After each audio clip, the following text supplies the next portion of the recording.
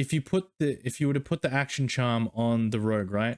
Okay, cast fragility. Okay, so you've got 2 turns as the rogue. You cast fragility and you cast critical eye. Then in the next turn, you hit them with chloroform and then flurry. So you hit them 9 times at 25% defense, also taking 250% physical damage, 9 times critical hits. Bye-bye. Can we do it? Can we do it? Can we set it up? AP potion with just 2 moves, right? What you can do with 2 moves. We're going to do critical eye and fragility, right? Okay. Critical eye. Fragility. Okay, and then I have enough to do chloroform and then flurry. Chloroform.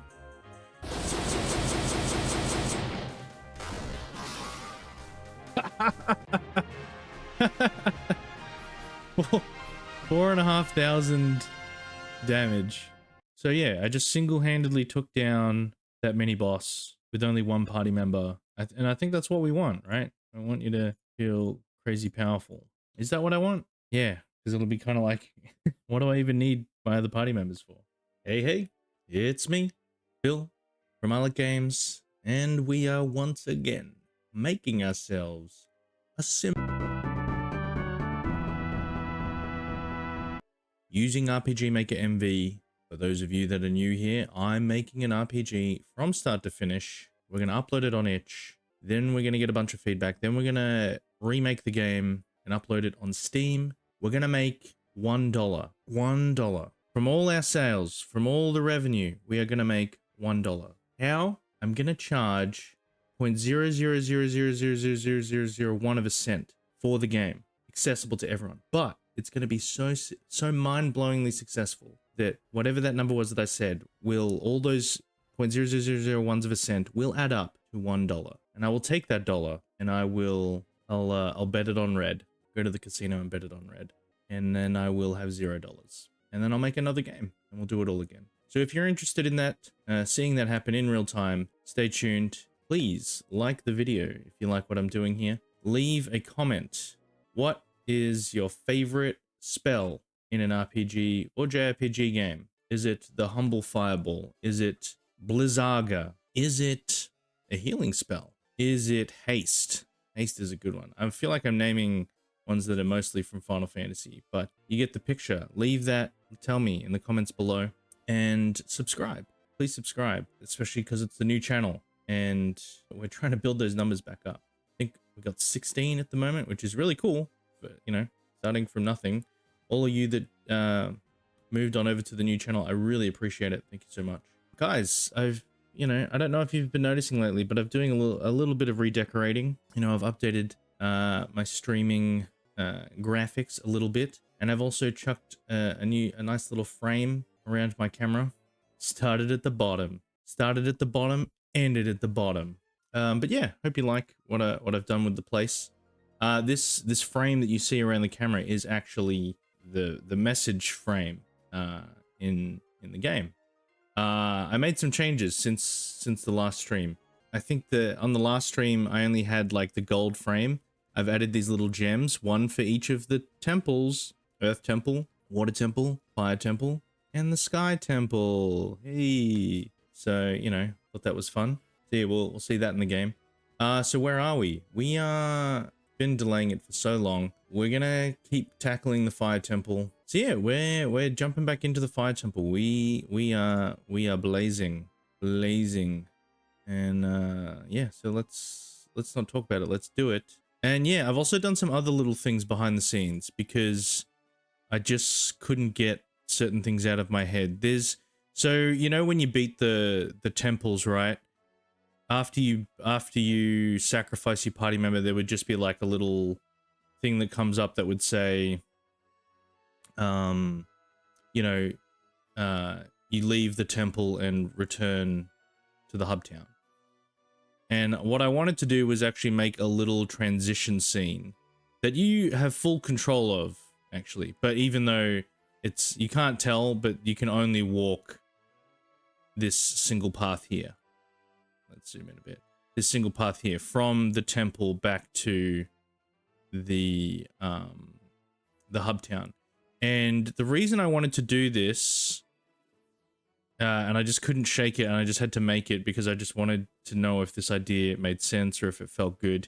And I don't know how impactful it will be yet because I am aware of the game. I've made the game, so I know everything that's happening. But so you have this transition, right? And each time it happens, you know, it's a short distance. So when your character appears here, the hub town is actually off screen. So you have to actually walk down before the hub town comes into view. But it's a short walk, but it is a walk. You can't dash. And it's just kind of like, it's like a short little reflective moment. To kind of let, I mean, you know, I say all this, people will probably, when they play it, they'll just be like, oh, why do I have to do this? Like, what's the point of this little in-between bit? Why not just have me show up in the hub town? Or they might not even think that. They might not even care enough to think about that, right? But they'll just be like, oh, okay, this is a little journey. But, you know, this thing where you have this little breathing moment, there's just some wind blowing in the background as you travel down. I don't think I have a save. I think I kept overriding my saves. Profile error. What the hell is that? The hell is that? Oh, also, another thing I changed.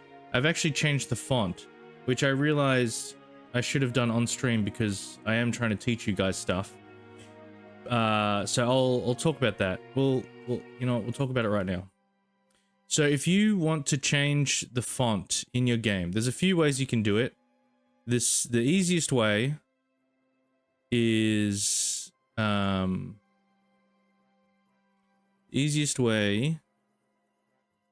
so you go into your game files, you go into fonts,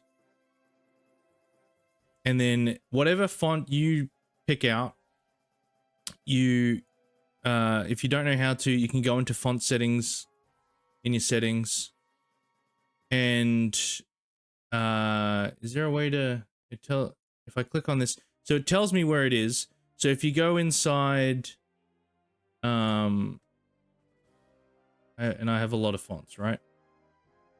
So if you go inside, you know, that location, right? That's where you'll find the font. You'll copy and paste that TTF file, TrueType font file, into this fonts folder. And then with this gamefont.css, right? Because I'm pretty sure RPGMaker is actually built on HTML. Could be wrong. Don't quote me on that. You open with just Notepad, and you'll see here font face, font family, and then the source, the URL. You just need to put the exact name of the file in here. So it was originally this M+1M regular TTF, which is the default font that comes with the game. And so you would paste you paste that in there, and then that's it. It changes all the font in the game to the font that you put in there. So remember, things to keep in mind when you are choosing your font. Yeah, so now this, yeah, so things to keep in mind when you're choosing a font. The size of the, like, not all fonts are created equal. Some fonts take up more space than others. I thought this particular font might have actually pushed some of my text over, but it turns out it doesn't. It's actually a lot smaller than, I guess probably because the kerning here is a lot closer, which may lead to legibility issues. So we might change this font in the future, but I just wanted to plug something else in because I was so sick of looking at the default font. But yeah, spacing between letters, you know, the way the font is designed. So yeah, so I thought the font was going to take up more space than the original font, but it actually doesn't. So it kind of messes with. It's not bad, but it does change So yeah, so you can see like the font's different now for everything. And I think it looks a lot nicer, it looks a lot more interesting. It's just the tiniest little thing that you can do to move your game away from just looking like an asset flip, a default RPG. Just a tiny little touch. We're just gonna run by you. And because I was testing out these new little cutscenes, right? I was playing through the game again, and yeah, I like what I have. I like what I have. I definitely, I definitely want to polish the crap out of it. I want it to look a lot better, but like the flow of the game makes sense. Yeah. Excuse me.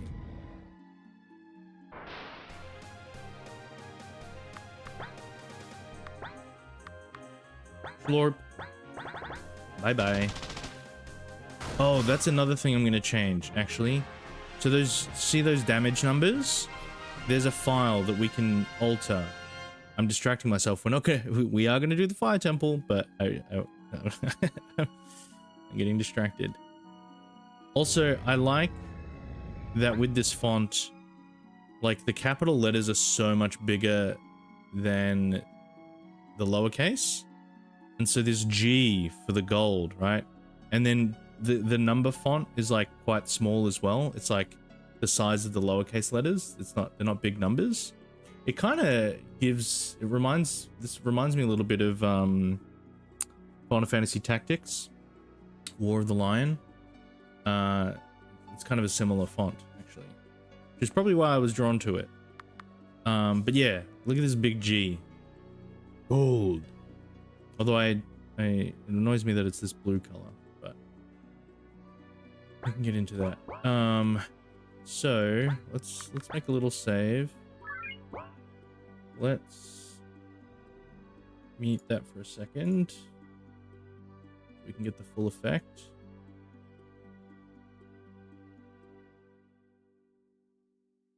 Okay, getting rid of the cleric.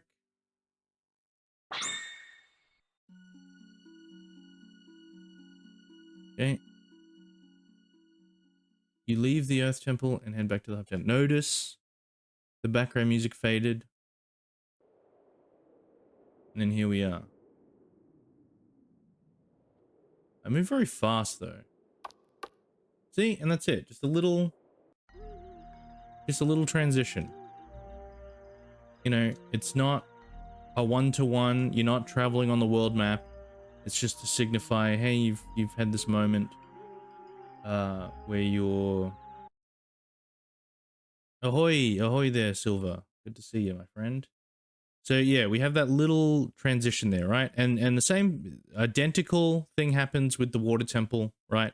And the reason it's identical, so when we leave the fire temple, we're going to play it. I'm going to give it away. For those of you that are watching this, we'll spoil it for you. But when you play through it for yourself, and having had the little behind the scenes look, you'll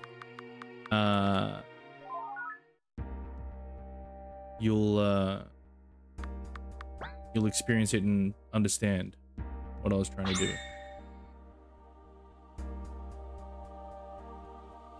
Right? So we sacrifice the last member. We lose the sound. You leave the fire temple and head back to the hub town. No wind sound this time.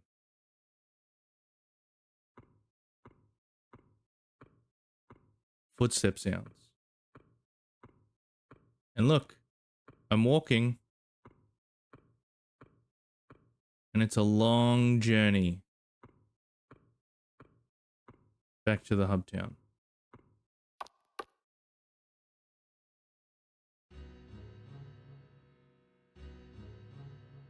Because originally what I had was you return to the hub town, and that's when it's silent, and you're walking slowly, and you still walk slow here. Good, whatever it is where you are. Natacat, good to see you. Welcome, welcome.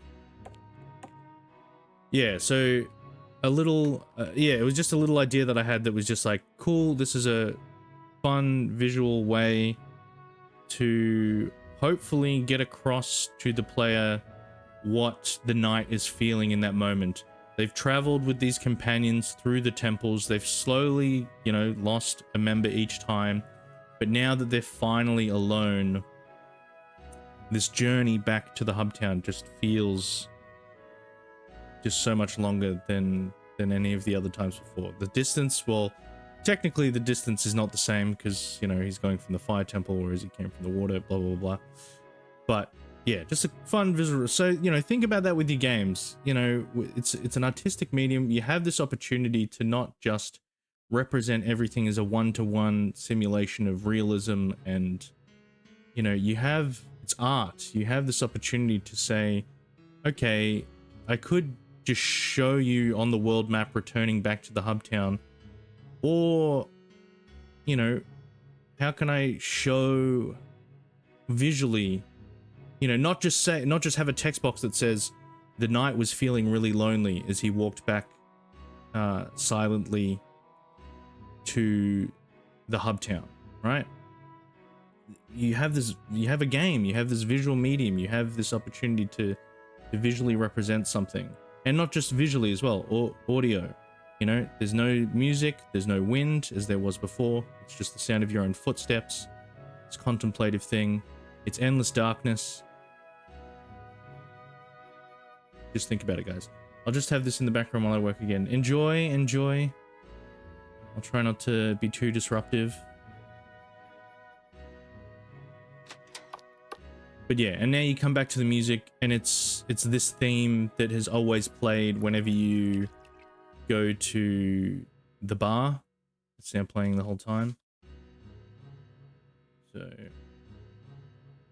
oh, do what you want. I like your vibe. Oh, thank you. Thank you. Not me. I'm going to get that treasure. Okay, anyway, what am I doing? I'm playing my game. We're not playing. We were just showing off. So yeah, so that's something I worked on in the background. I'm really sorry I did that without doing it on stream, because there's actually a number of things that I did there that I haven't done before, such as adding footstep sounds. Incredible and helpful tutorial by Rainy Tay. Rainy Tay Productions. Fantastic RPGMaker dev. If you have not, yeah, if you want like much more structured, much more interesting, much better tutorials on how to do things with RPGMaker, definitely check out Rainy Tay Productions channel. It's got some great stuff there. But yeah, I just footstep sounds, RPGMaker tutorial, no plugins. I should leave a see, why don't I get ad revenue for showing you ads? Imagine if it worked that way. Can you imagine if like if I just showed you an ad, like just forced an ad upon you, like I would get money for it? It doesn't even matter what the ad's for. Like I was the one in control of that. Can you imagine how exploitative and how nauseating the internet would be if that was a thing? People would just be like, blah, blah, blah, blah, just shooting ads at you all the time, just trying to milk as much money from it. And then, you know, the inflation, the way it would just crash things. But yeah, shouldn't this be a little more really cool? We can do and too. it's so strange. If anyone else has looked at RPGMaker tutorials before and tried to find things, they would have come across. What am I doing right now? I'm distracting myself. They would have come across Echo 607. Is it Echo? Wow, how did I remember that? Echo 607, right? Another, she's retired, I guess. I think the internet was awful to her and kind of bullied her off of the internet, which is a real shame, because she has some great RPGMaker tutorials. But I have a theory. I'm sure many people have this theory. Let's listen to her voice. Wait, no. This is a wait. Today is the release of Guy's Melody, Echoed Melodies. The remake of that crap I made 10 years ago that I love so much. Now, the experience of releasing a game is over. Okay, so here, that's her voice. This is from 8 years ago. Now, what do I mean by footstep sounds and footstep effects? I mean a sound, animation, or any other kind of audio-visual. How is that just not a mature, grown-up Echo? Is this literally the same? And what's this character in her? Okay, look at that character, and then this is her. Okay, That's when a player walks around. Actually, this is anyway simple to accomplish in RPGMaker. But yeah, fantastic tutorial. I'll definitely link it in the video description. Yeah, but check it out. That is how I made those footstep sounds that you hear. It's very simple. It's only a few common events with some variables chucked in. Sounds like Sarah Silverman from Wreck-It Ralph, right? Princess, what's her name? Anyway, we know. But yeah, so Echo 607. It's a defunct YouTube channel essentially, but the tutorials that are on here are definitely still worth watching. Yeah, you can learn a lot, and it's all, a lot of it's based around RPGMaker MV. So if MV's your engine of choice, then this will help a lot. Yeah, so really good stuff. And yeah, and then this is Rainy Tay, and she has a bunch of great stuff as well. I haven't looked at a lot of her videos, but yeah, that footsteps tutorial, mega helpful.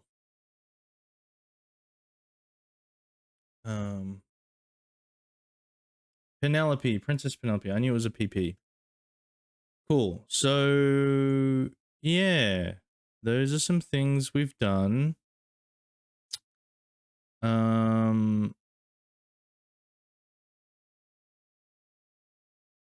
Also, guys, before, when I was describing this transition thing and talking about art and stuff, I'm not necessarily saying that my game is art. But just, yeah, remember that it's a medium. You can do abstract things, like, you know, you still got to fit things within the tone of the game, but suspension of disbelief. You know, people that play your games, a lot of the time they're going to be along for the ride. They're ready to be taken somewhere else, you know, to escape. So they're definitely going to be a lot more forgiving of different things. Not even forgiving, you know, they're gonna accept the stuff that you throw at them, hopefully.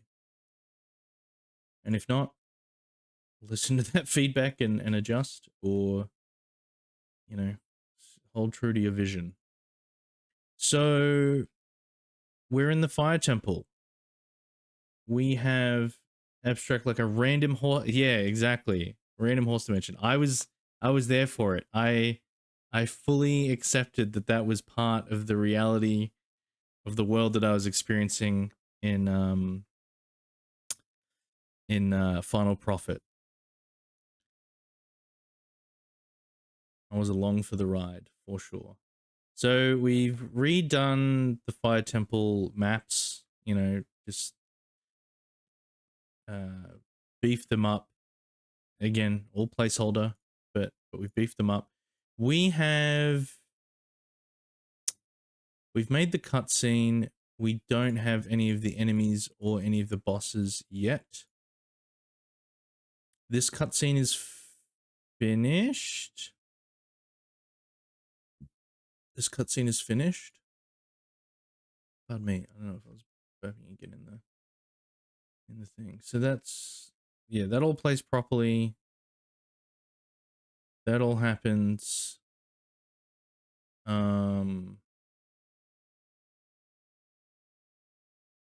So now, and yeah, we got sidetracked, but we weren't sidetracked because we need to put him in the game. We were making the charms. We're making the charms. And we have curse charms as well, but they're not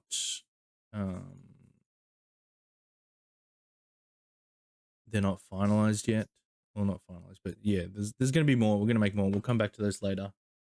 But we've got all these charms, which we're going to drop on the map, on the maps, eventually, so that there is something more to do than just fight. And because I want the players to have these charms to play around with them, to equip them, and to see, you know, what kind of, how it affects the way they play. So we also spent a long time changing our max level to 20. The max level is 20 now. 10 is the soft cap. And then, because that's when you learn all your skills. And then after level 10, it's literally just stat raises that aren't huge. They're minimal stat raises all the way up to level 20, just to encourage the player to keep fighting if they want to. Hopefully they will, to increase, because they know that their level's still going to go up. But combat-wise, all the enemies are going to cap at level 10 anyway. Except for maybe the super bosses. Maybe the super bosses can have level 20 stats. So let's do the skills. Let's do the last. So this is it. We're at the finish line. We've only got these last set of skills that we need to learn. And then that's it. We're done. We've made all the skills for the party members in the game. Now, so when you're in the Fire Temple, this is from levels 6 to 9. You know, ideally, you're going to be leveling up from level 6 to 9 while you travel through this dungeon. Maybe you're already level 9 by this point because you just grinded like crazy, right? Or even level 10, or even higher than that, because there's nothing stopping you. You could go all the way to level 20 right at the start of the game if you want. It would take you a long time. I think it's 70,000 experience points. No. Almost 88,000 experience points. And, you know, if you're at level 1, you're only getting 10 XP per enemy. So yeah, so what's that? 8,800 enemies you'd have to, level 1 enemies you'd have to fight in order to get to max level. It's a lot of grinding. It's a lot of grinding. Challenge accepted. Yeah. I mean, once I figure out how to make achievements for when we do the Steam release, I'll see if it's possible to do an achievement where you reach level 20 without beating the first Earth Temple, and that'll trigger an achievement.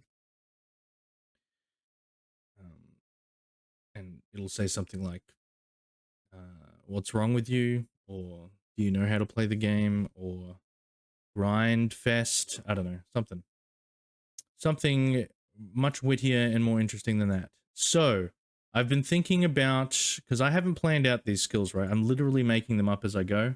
Touch grass. Yes, that's perfect. That's perfect. Touch grass. I should actually start keeping track of the kinds of achievements I want in the game. It's going to be pretty simple, actually. I think a lot of the achievements are just going to be, you know, defeated Earth Temple, defeated Water Temple, defeated Fire Temple, defeated Sky Temple, beat the game. You know, an achievement for giving up the Cleric first, for giving up the Mage first, for giving up the Rogue first. You know, like giving up the Cleric. Maybe, well, you probably can't say that in an achievement, but, you know, it'd be called like Suicide Run or something like that, because you've given up your healer. So yeah, I have been making up these skills as I go, right? Which has been interesting. Deo Slash is still just so weak. I don't know how to make this skill. I don't know why it's so weak. Such a weak skill. because times 15, that should be a reasonable amount of damage, but it just doesn't do that much damage. Yeah, I don't know what it is, but but you've got ways to boost your damage, right? So maybe boosting your damage and then combining it with Deo slash. We'll see. I don't know. So I was thinking about the skills for the knight to have,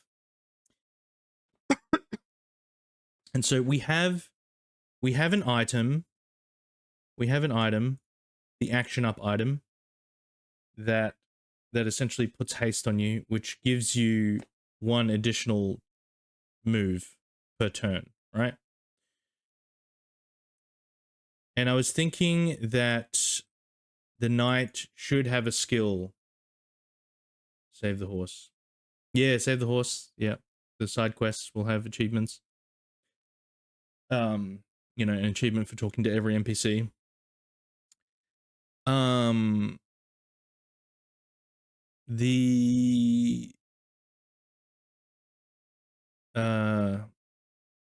Yeah, so the turn economy, especially as you get down to fewer party members, is going to be really important, and will especially make combat more interesting. Well, not more interesting, but like hopefully keep it interesting, so that it's not just I take a hit, you take a hit, I take a hit, you take a hit until one of us dies. Ride a cowboy. Ride a cowboy. I mean, obviously beating the fishing mini game, that's gonna be an achievement. So I'm thinking that the knight should have an ability, but I'm curious as to whether I should make it that it affects the whole party. Which could be a hint, right, to the player that you will actually get your party back. Because even though at the moment I have it in the text when the crystal talks to you, it says like your party members will be returned to you at the Sky Temple. That's not a thing anymore. That's not actually happening in the game. You get your party members back, but that's only because you get thrown with them into the crystal realm. After their souls have been released from the gems. And the deity has been resurrected. But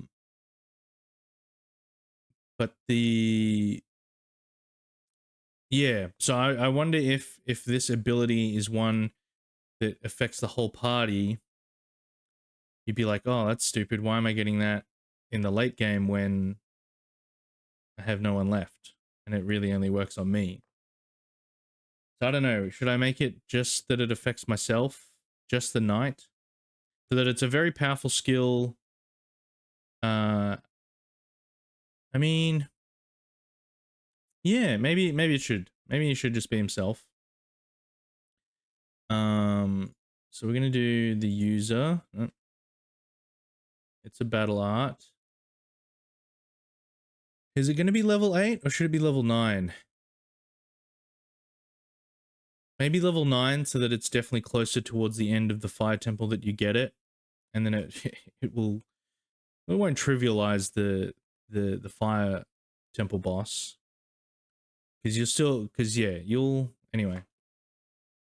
It could get crazy, right? Because you will be able to stack this ability with the action up item that puts haste on you, and also there's a charm. There's a charm that gives you the action charm that gives you an extra turn as well. So if you did that right, you could have 4 turns in one turn. 4 actions in one turn.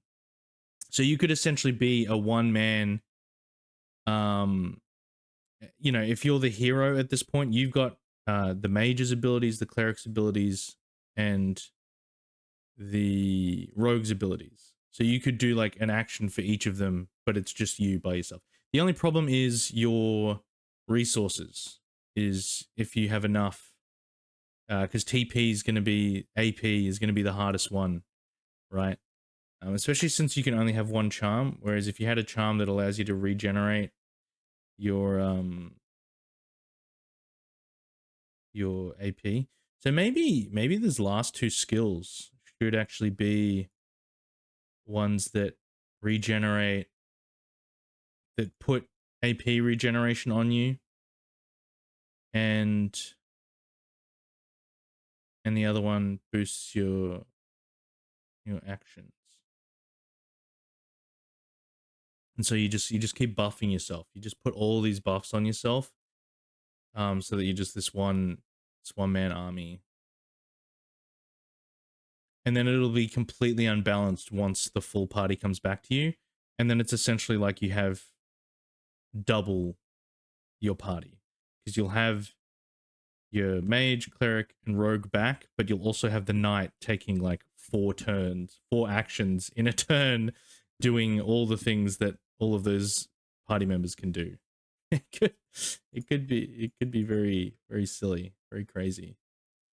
But you know, maybe that's part of it, is the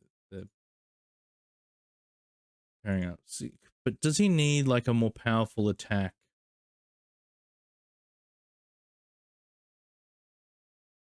Because he's only got, I mean, if done right, you know, if you hit a multi-slash,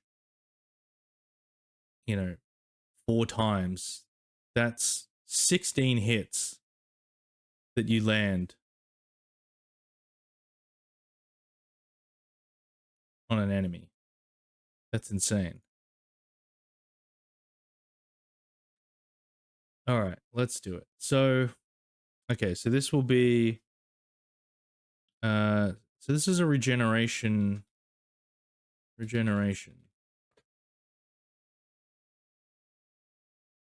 We'll give it this.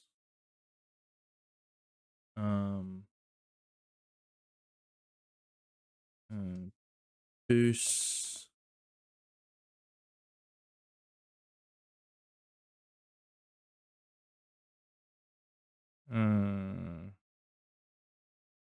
Boost your MP and AP regeneration.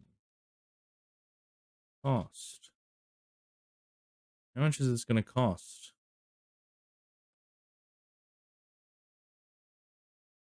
This should cost a bit, right? The MP's low, but if MP cost can be higher, 10 and 20 should be high.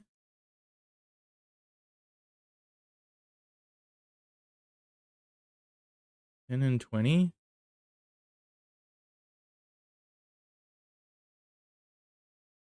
And battle screen. Certain hit. Costs. Uses regeneration. Let's just do the normal power up animation, right? Now, so we need to make a state. Okay. We need to make a state. Regeneration. Got that icon on it. Restriction.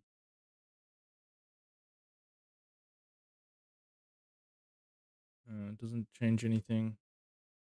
Remove it, end of battle. How long does it last for? 3 turns? Just 4 turns? Yeah.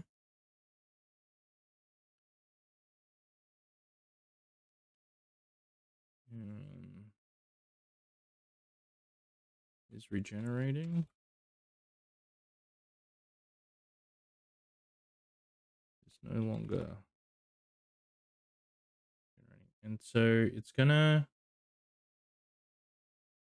So MP regeneration, 10% MP regen. And TP, we're gonna do 15%, right? So with TP regeneration, like it's out of 100%, right? And you only, the maximum amount of TP you can have is 100 TP. In this case, it's called AP. I've called it AP. And so whatever percent you do, that's it. That's so if it's 15%, then you're getting 15 AP every turn. Now this is huge because most skills, especially for the knight, the most they use is 15 AP. So every turn, you're going to generate enough AP to do at least one action.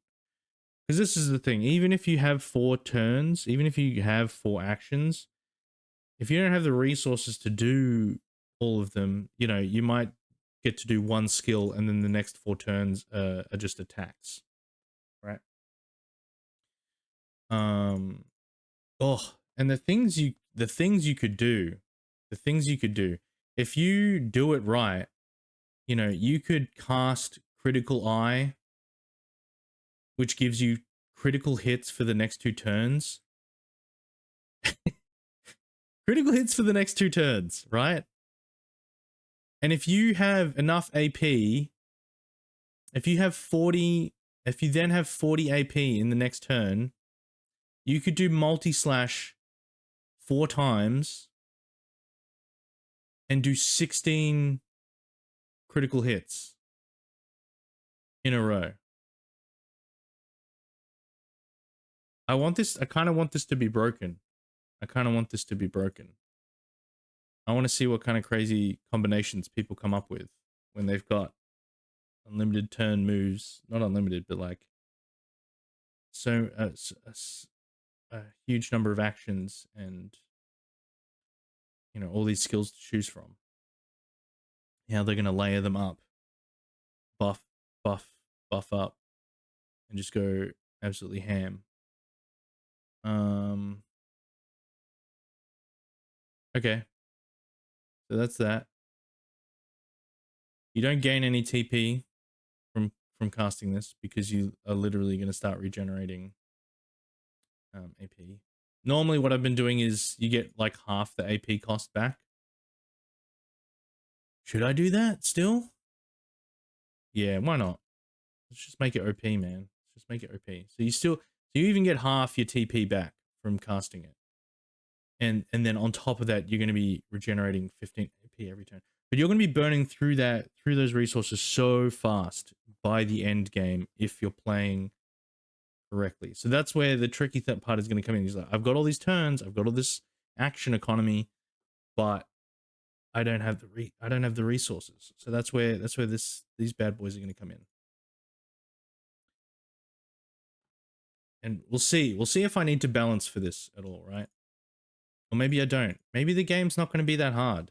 Maybe it's not going to be a particularly difficult game. It's more about the story. Okay, so now our final skill that we're going to learn, which is just so overpowered. Should we do,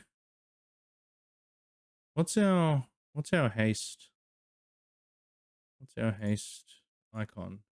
Agility up. What's our other?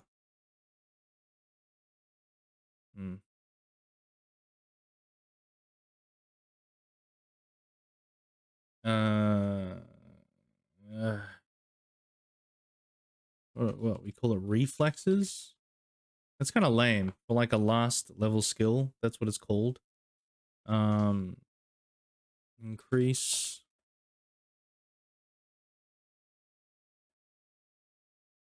your, geez, should how broken should we make it?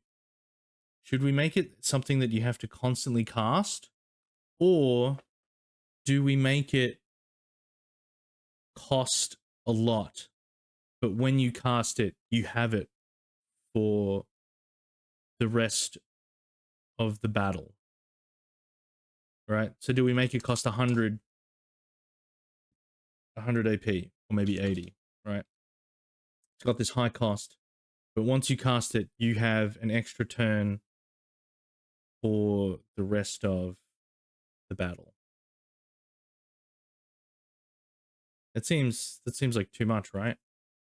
But you know, it's But if you're constantly having to, I don't know, is that fun? Constantly having to balance all your buffs and like taking up a turn to buff yourself up. I don't know. I don't know. It's still, it needs to have a high cost anyway. Does it cost MP? 5 MP? 25 and 5? Increase your actions per turn by 1 for 3 turns.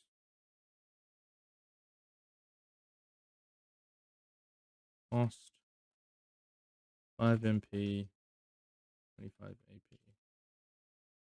Alright.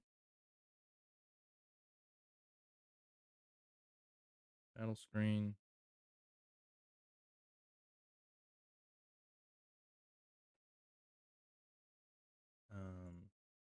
The animation. It's gonna be the same thing.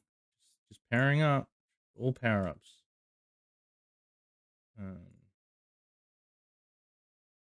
Uses reflexes.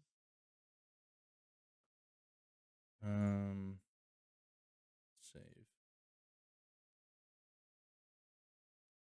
So is that, it's gonna be another state, or can I add it here?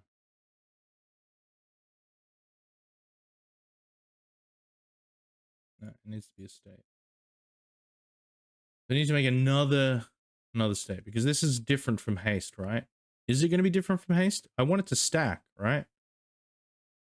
So action up adds haste. The haste status, but if they both do that, you can only have haste on once, right?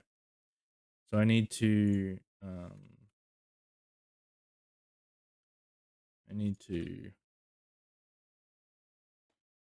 how do I do that? Reflexes.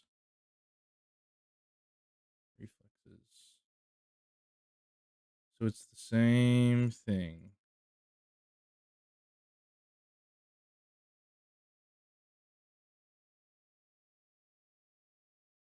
Ready to act. I don't know, that's stupid, but we'll just do that for now. Okay, and they all stack. They all stack. So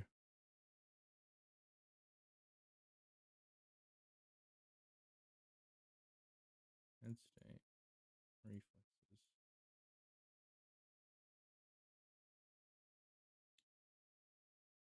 So let's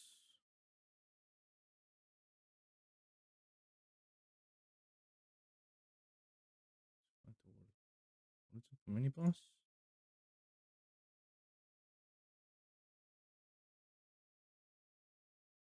Level 20. Oh wait, I need to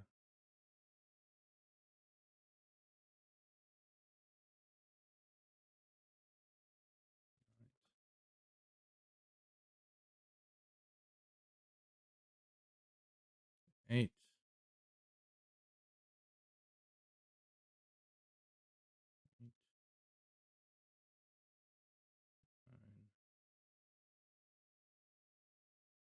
Okay, and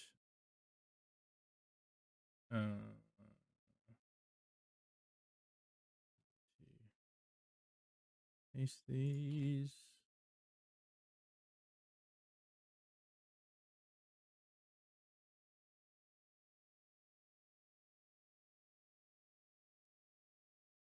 Sorry, bud, I gotta go. I'll catch you next stream. Thanks for coming, trailer. Appreciate it. Have a good night.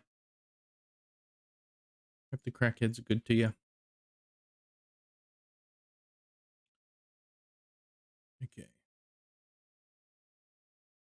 So let's practice. So we got our level 29. He's got, where is it? He's got the action charm equipped. Let's get rid of the other players. Okay.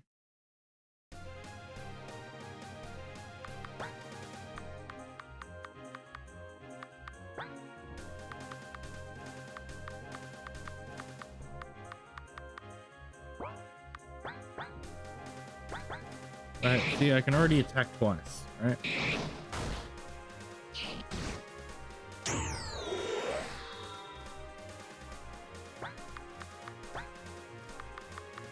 Do we want regeneration and reflexes?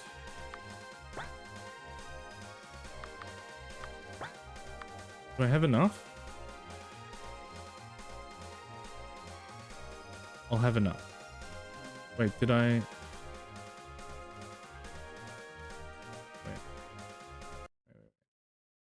Wait. I didn't finish. Okay, 25. 13 TP back. Yeah, that gives us half back. Okay. So, all right, let's try that again.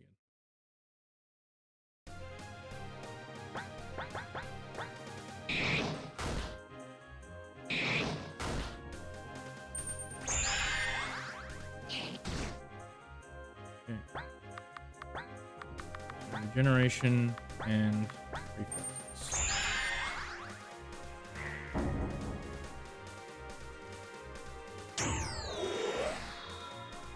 Okay.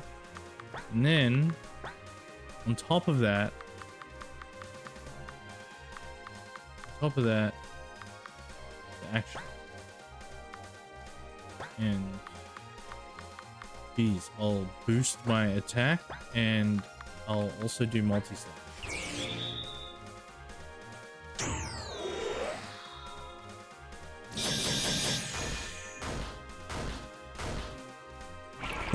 Crazy damage. Crazy damage. All right.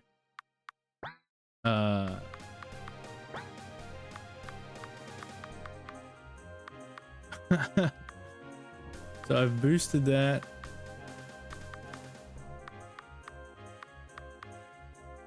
So, okay, so 10 AP. So I could do multi-slash.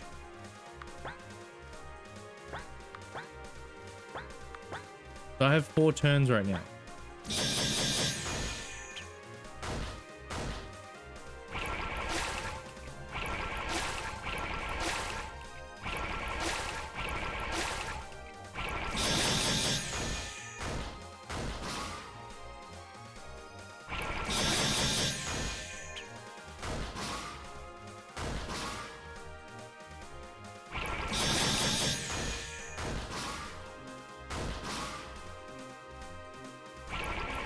See, and this isn't even with the extra party members' skills.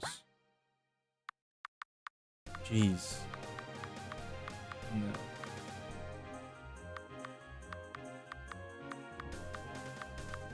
Can't even tell what.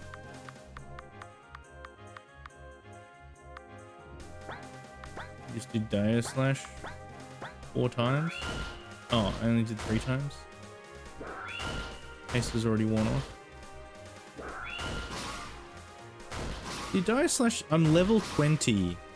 I'm level 20 with boosted attack. And it still only does like 190 damage max. And that's against a level... like level 6? Yeah. I don't know. It's probably more to do with my stats. Alright, well that's cool. So yeah, I just single-handedly took down that mini boss with only 1 party member.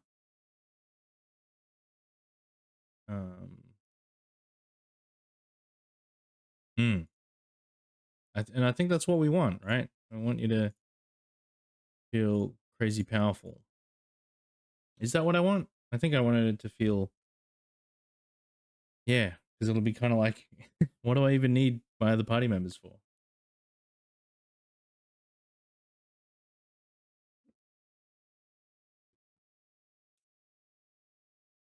All right. So that's... yeah, okay. And so they don't have a level 10 skill because they learn that. So why do I have... why am I doing 4 more skills? Why are they each 4 more skills? 8, 9, 7, 8, 9, 10. Did I do that right? Okay. So 1, 2, 3. Learn an extra skill. 4, 5, 6. Learn an extra skill. 8, 9. Learn an extra skill. Okay. Yeah. I guess that makes sense. We got to go all the way to level 10. So, yeah, what other skills should the rogue have?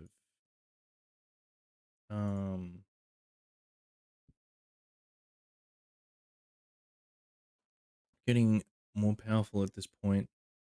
Like I don't want the skills to just be, you know, a better version of a previous skill, right? I need them to be sort of unique so that, you know, you could use any skill that you want. We haven't done too many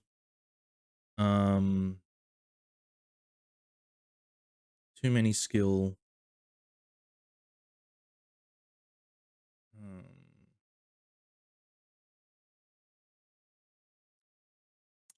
too many status effect skills. Like we've got blind, decay, and silence. What other status effects are there? I mean, we could do elemental ones like burning.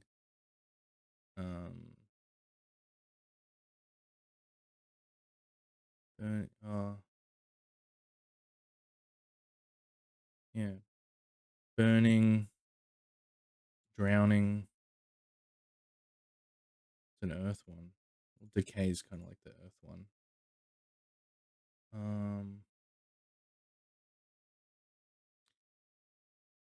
Because pet, do we do a sleep?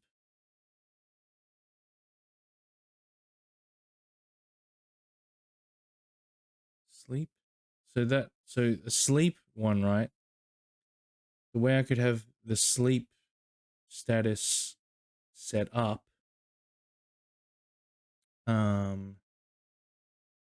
is as soon as you get hit, you'll wake up, right? But kind of like the way it works in Monster Hunter. Like Monster Hunter, when you put a monster that you're fighting to sleep, like it'll stay asleep, so you know you can use that time to heal, buff up, whatever. But if you hit the enemy, if you hit the monster, you'll do, I don't know how much extra damage. I don't know if it's just double. I think it's more than that. But you do like a ton of extra damage, right? And so the idea is that on wake up, you know, you put a bunch of bombs in front of them and then you hit the bombs and you hit them. Because I think there's like a window of like between when they're asleep and when they're awake, and any damage that they receive during that time will be multiplied. So, you know, you can set up these big hits where, you know, you charge up your great sword and you hit all these explosive barrels and you just do a ton of damage. Like sleep bombing is like a big strat for the Monster Hunter games. So I think that could be a worthwhile skill, but should it be higher up? Maybe like a level 9. So if we do the state, the sleep state, sleep. Do I have sleep? No, sleep is here. I already have a sleep one. I just haven't used it. To sleep. So evasion rate is minus 100%, right? What I could do is how much more damage? 250% more damage.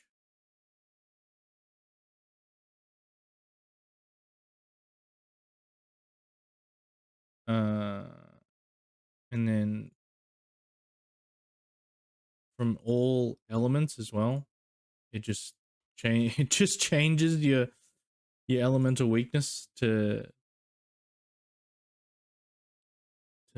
just weak to everything. So even spells, right? You'll take way more damage. Is there a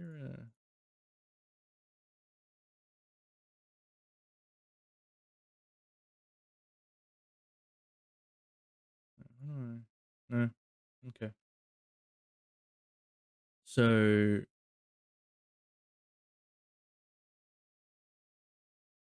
yeah. So you could put an enemy to sleep And then now, is it going to be a guaranteed sleep hit?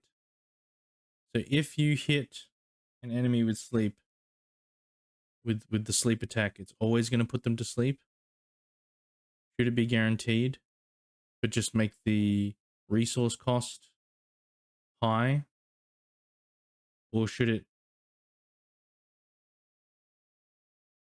Because what would you prefer, right? Would you prefer that the resource cost is lower, but it takes a turn, right? It takes up a turn to do the sleep attack, but it might not hit. Or it costs more, so you have to, you know, use up more turns to yeah, you have to use up more turns to get the resources necessary. The AP cost is where it's going to be higher, right? But you know that when you use it, it's definitely going to put the enemy to sleep, provided that it's not like a boss or something who will have a resistance, not completely immune, but like they will be less likely to be hit by sleep.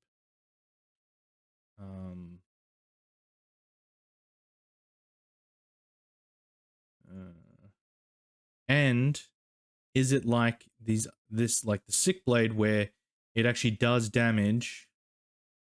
It actually does damage. So that could be the trade-off, right? If it doesn't 100% hit with sleep, it still does damage when you attack. But if I make it 100% sleep, then maybe it doesn't do any damage. It only puts the enemy to sleep. But it's powerful because if you set it up right, the next attack that hits will do a ton of damage. But it's only, yeah, that's the only thing, is that it's only going to be one. What if I made it different? What if I made it different where, so right now sleep only lasts, or can last from 3 to 5 turns. But if I make it that it only, so it's not removed by damage, it only lasts 1 turn, which you need to set as 2 turns because the turn that they fall asleep in counts as one of those turns. Well, yeah, geez, you could really set this up. So it only lasts 1 turn outside of the turn that they put to sleep. And so, but yeah, you can absolutely wail on them during this time, and then after that they wake up straight away. Is that too broken? Does that kind of defeat the purpose of sleep? Because, you know, because that way only, you know, you need to plan which person is gonna hit, and you don't know necessarily the turn order unless we use a plugin to show turn order. You know, who's gonna hit next, right? I don't know. I kind of like this idea. I don't know. It doesn't follow the conventions of sleep. But I'm trying to think more of like, you know, how you're going to use it to set up, you know, some big hits kind of thing.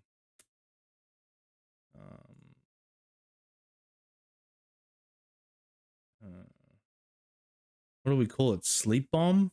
But it only affects one enemy, right? Only affects one enemy. So sleep, what's like a, you like yeah, taking them out. Sleep syringe? No.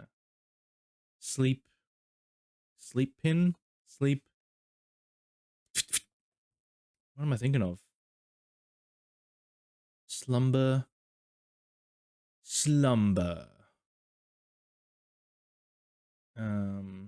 Knockout gas. Chloroform. What? Chloroform.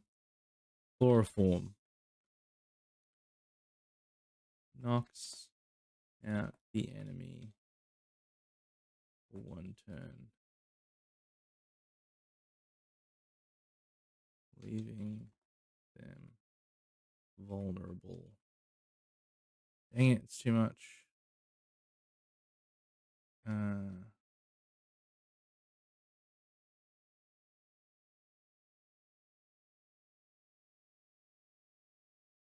You don't know that it's one turn. You'll find out, right? Knocks out the enemy, leaving them vulnerable.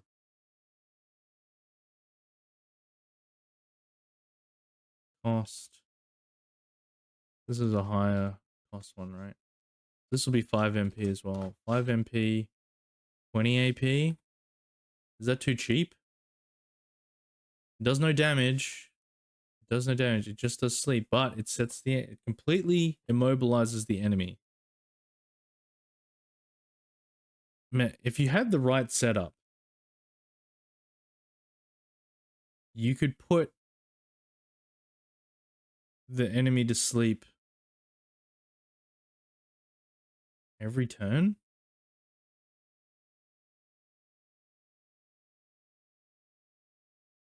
That's crazy.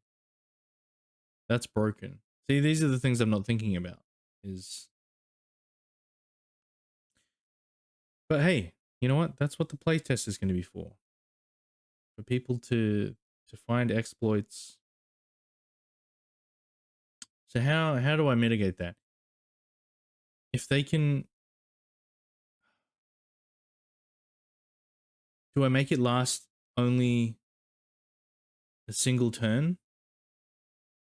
And I change the speed of it, right? So that it's like the first thing that goes off.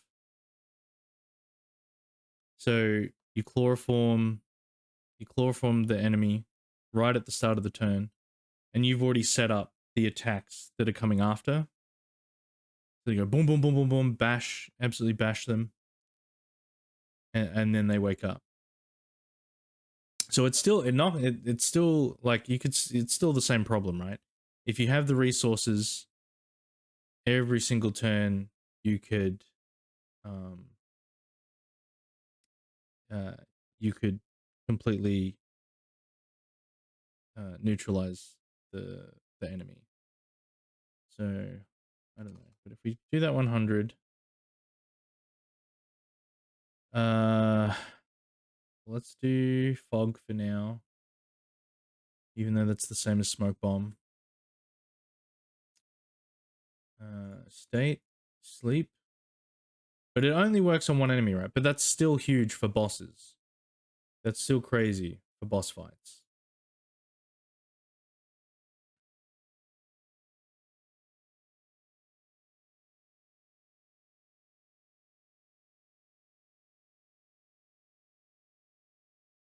Or the turn. Or a turn.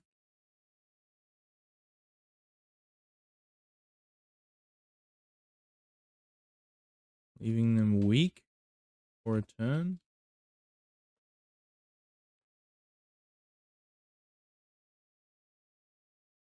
All right. Uses chloroform. So state. So we'll change it to one turn. Turn end.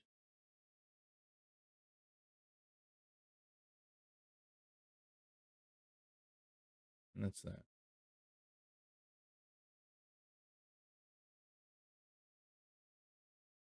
Now, what other skills do we want? What's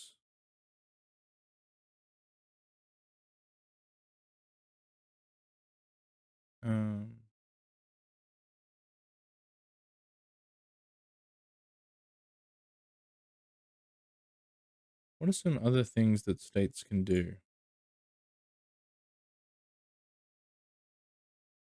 Oh, should we do some debuffs? He just weakens the enemy, but it like lasts a while.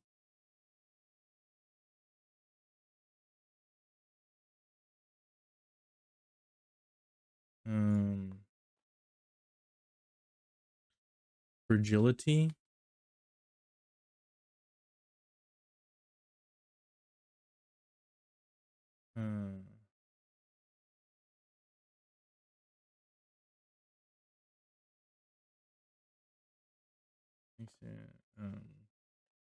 Again, this is still just one Is this one enemy or multiple enemies? Just one enemy.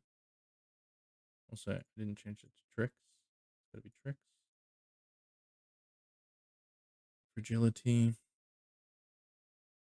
Weakens. Single enemy. Cost. And, you know, this isn't expensive, right? This is because it doesn't do damage. It just you know, this is like tail whip? No. Tail whip? Yeah, tail whip reduces attack, right? But like this is gonna like reduce it like a lot. You know, like it's gonna be worthwhile. Yeah, 2 MP, 10 AP still. Also 10 AP regained, 5 regained. Weakens a single enemy, 2 MP, 10 AP. Battle screen. Is it a physical attack or is it a certain hit? Physical attack? Chloroform's a certain hit. These are all certain hits. Blade should be a physical attack. Franco's a certain hit. Flurry should be a physical attack. Conversion, that's a certain hit. Critical eyes, a certain hit. Fragility. Is it a physical attack? It's a certain hit. It's just like it doesn't do damage. Does it do damage? You know, yeah, because what sucks about like, you know, usually like status inflicting characters, right? Is one, they never get to inflict those statuses on bosses, which, you know, I'm not doing that. I mean, there are certain statuses that I think I've blocked. What did I do? Yeah, like charm, because it kind of breaks the game. If the boss can be charmed, but the minions they're not resistant to it, so that's fine. Because yeah, it'll just break it a little bit. They can be charmed, right?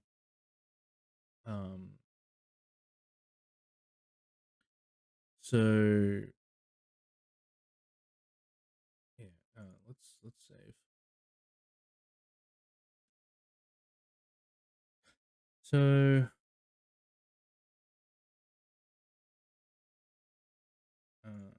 add state fragile state fragile. Pew pew. Remove it into battle. How long does it last? It's got a lot. It's got to be considerable, right? I mean, four turns is like the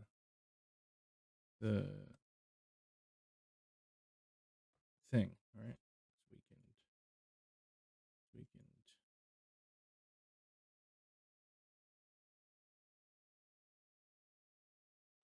Is no longer weakened.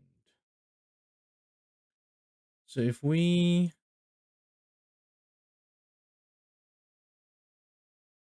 how do we do this? If we do reduces their attack stat to 25%. That's crazy. That's crazy. For 3 turns? So they're just doing no damage. It just completely takes them out. But it's only one enemy at a time.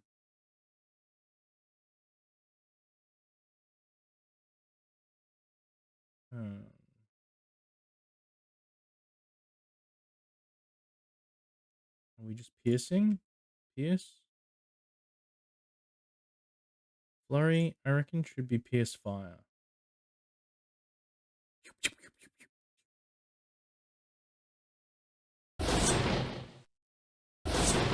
It's gonna be like a gun going off, man.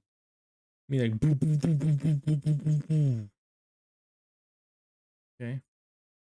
Fragility weakens a single enemy. So that stops them from doing damage to you, but do you want to make it so that you do more damage to them? Do we do one that we can, oh, sorry, this should be effective against both physical and magical enemies, right? So it weakens attack and magic attack. So no matter what who you use it on, if you use it on a mage, it's gonna ruin their spells.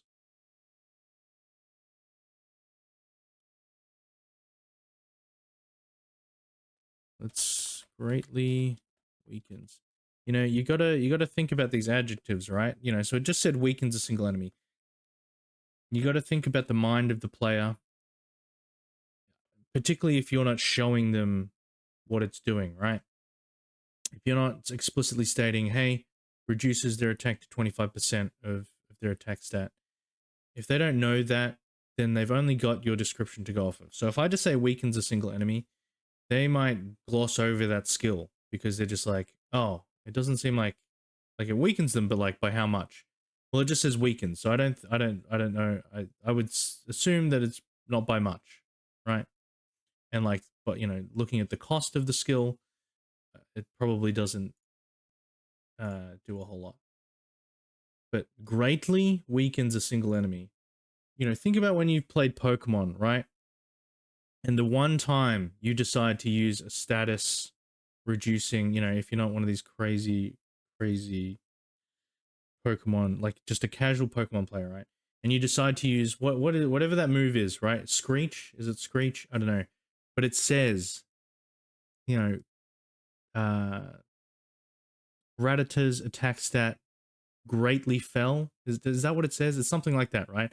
But you know, the difference between the tail whip, where it just says attack got lowered, and the other status stat changing where it says greatly fell or severely fell, whatever it says, right? And you, ooh, when that happens, you go, ooh, I really did something here. So think about that when you're doing like your descriptions and things. Don't, you know, if your ability is powerful, you need to tell the player that it's powerful before they even use it, right? Because they might use it and then go, oh wow, that was a 10-minute long animation and it did 99999 damage, right? Crazy. But before they even do that, all they've got to go off of is your description, right? So you need to make sure that you're conveying properly what's happening. So, you know, I might not even, you know, see, I could have said for this, just critical hits for the next 2 turns. Guaranteed critical hits for the next 2 turns.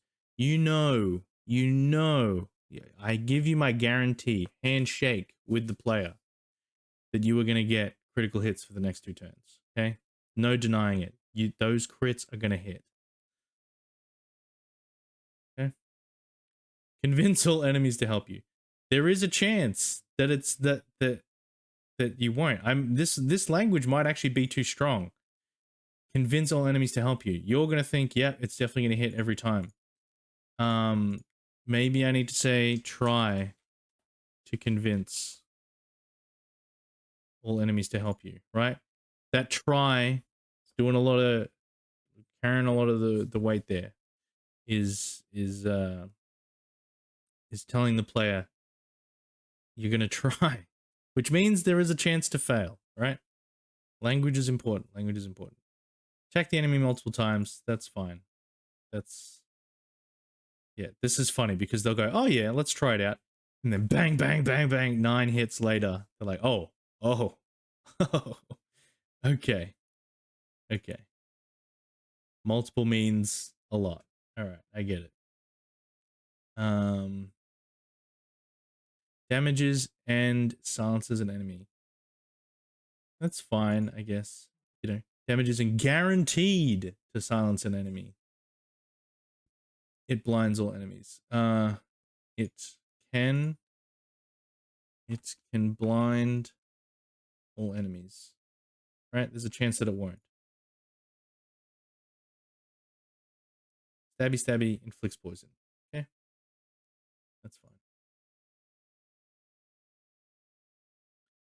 knocks out the enemy, leaving them weak for a turn. So this is, you know, this is me trying to fit everything I can within a line, right? I could actually go over the line a bit because with my new font, it doesn't take up as much space anymore. So if I run over a little bit, it might actually still fit within the text box, but we'll still try to keep it to that. So knocks out the enemy, leaving them weak for a turn.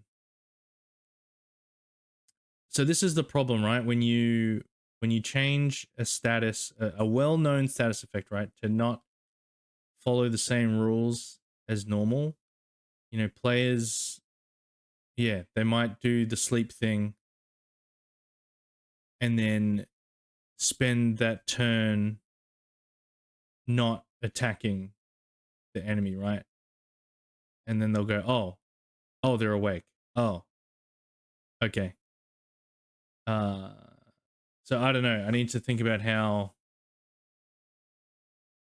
whether I have like a little library that explains different status effects, but then that's still up to the player whether they'll actually read that stuff. Yeah, you've got to be careful when you're playing with conventions, you know, normal things within games and tweaking them a bit, you know. If it's going to be vastly different, you need to be prepared to have your players not understand or think that it's going to be a certain way. So greatly weakens. So yeah, weaken to me, you know, weak strength, right? So it's talking about reducing, and the icon, right, tells you as well, reduces attack. Okay, so that should hopefully communicate enough. I mean, I could say reducing strength and int. Yeah, why not? And maybe fragility. Is fragility the right word? Fragile is more taking damage, right? But not like, not what's the right word then? If you ain't got the muscles, right? If you're not a beefy boy. Atrophy,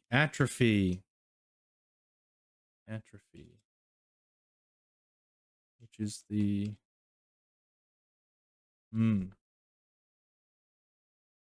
So we'll change that to atrophy. It's a fun word.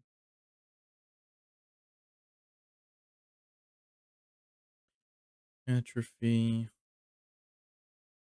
So we want, okay, so that stops incoming damage, right? Which is helpful. The less damage you're taking, the longer you're going to live. The less turns you're having to waste or use on healing. So okay, so now we'll do fragility. And this is going to be defense, dropping down.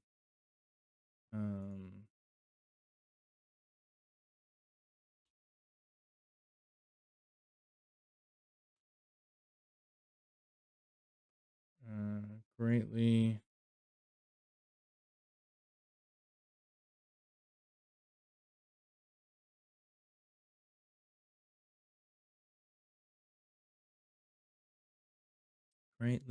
weakens a single enemy.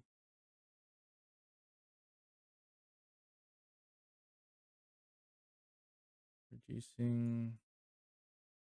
What is endurance and wisdom. Reducing endurance and wisdom. So this is going to cost a bit more because this is really beefing up the damage you're doing to 8. The damage you're doing to the enemies, right? So you know, stacking all this stuff up, right? Critical eye, fragility, all that stuff. You could just really tear somebody to shreds.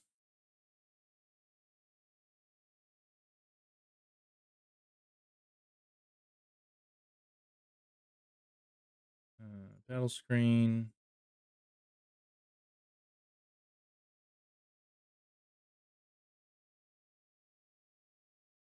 Same thing. PS effect.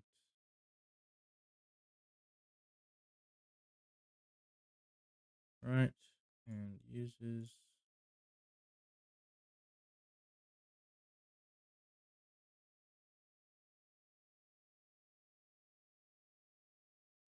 Date. Dates. Fragile. Fargile. Okay. And this one, we're reducing the defense stat and the magic defense stat by a lot. 3/4.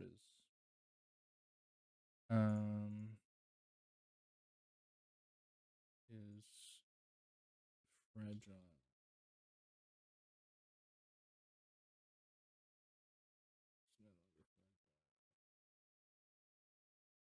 Right, same thing. 3 turns. Yep. Only on one enemy. Guaranteed. Okay. So yeah, if you were to put fragility on an enemy, then chloroform them, then follow up with a critical hit. Oh. Okay. Right. Fragility. You cast fragility on the enemy. You you can't. Well, if you were to put the action charm on the rogue, right? So you got fragility. So you cast that on them, weakening them. You then in the next turn do chloroform, and then in that's no, critical eye. Okay, cast fragility. Okay, so you've got 2 turns as the rogue. You cast fragility and you cast critical eye. Then in the next turn, you hit them with chloroform and then flurry. So you hit them 9 times at 25% defense, also taking 250% physical damage, 9 times critical hits. Bye-bye. Can we do it? Can we do it? Can we set it up? Can we set it up? Let's change it to the rogue. Oh, cancel. Rogue. What?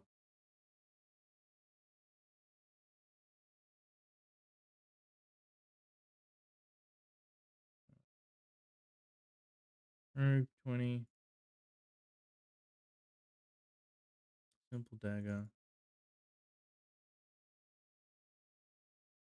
Oh, we've got the top tier armor now. What about that? So what is the action charm? What is the action charm? Action charm. Okay. Level 5 dagger.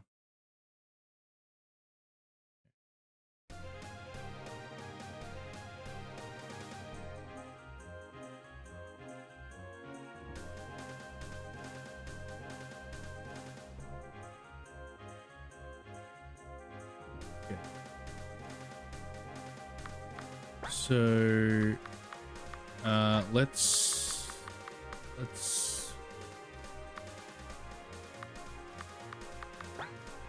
restore our AP.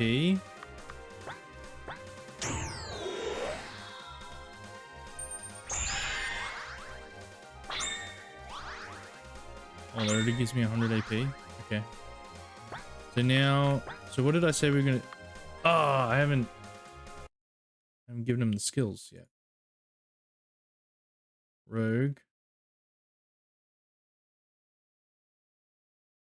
Atrophy.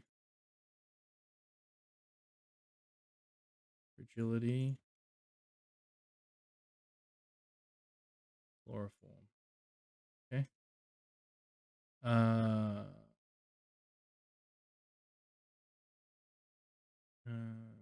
Troops.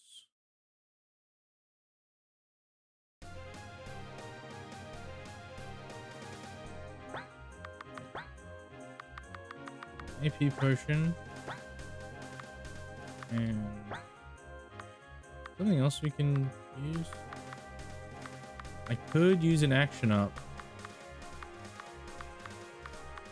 That's right. I won't do that. Just trying to show off with just 2 moves, right? What you can do with 2 moves. Okay, so what do we say? We're gonna do critical eye and fragility, right? Maybe I should have. Anyway. So critical eye and fragility. Okay. Critical eye. Fragility. Okay, and then I have enough to do chloroform. And then flurry. Chloroform.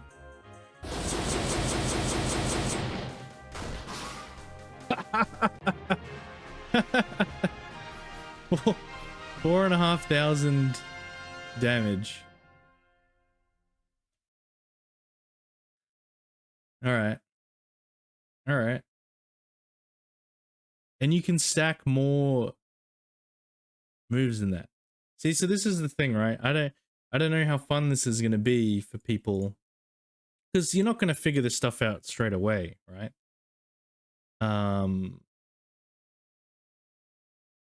You know, and you don't get access to all of this stuff right away either. It's definitely only going to be when you have the full party back that you're going to have real full access to all this stuff. I mean, if you take the rogue with you all the way through to the fire temple, then, and if you've done everything right and have the right items, then you could definitely set up like 4,500 damage on the, how much health? I don't even think the fire temple boss is going to have. Oh no. Okay. So the water temple boss had 4,000 health. So the fire temple boss is going to have more than that. But still, in like a handful of turns, if you do it right, you know, maybe maybe I won't make sleep a thing. Or, you know, it's not easy to proc sleep on them.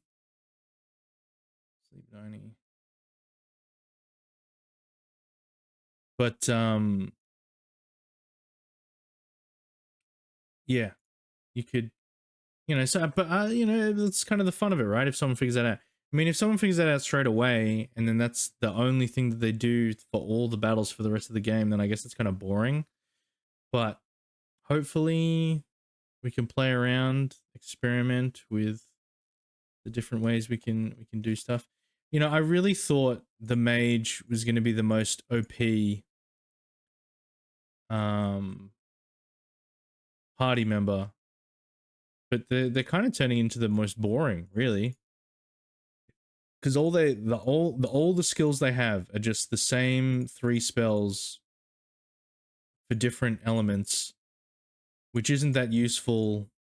Like, you're really only, depending on what temple you're up to, you're only using the one type of spell, the one type of element spell, right?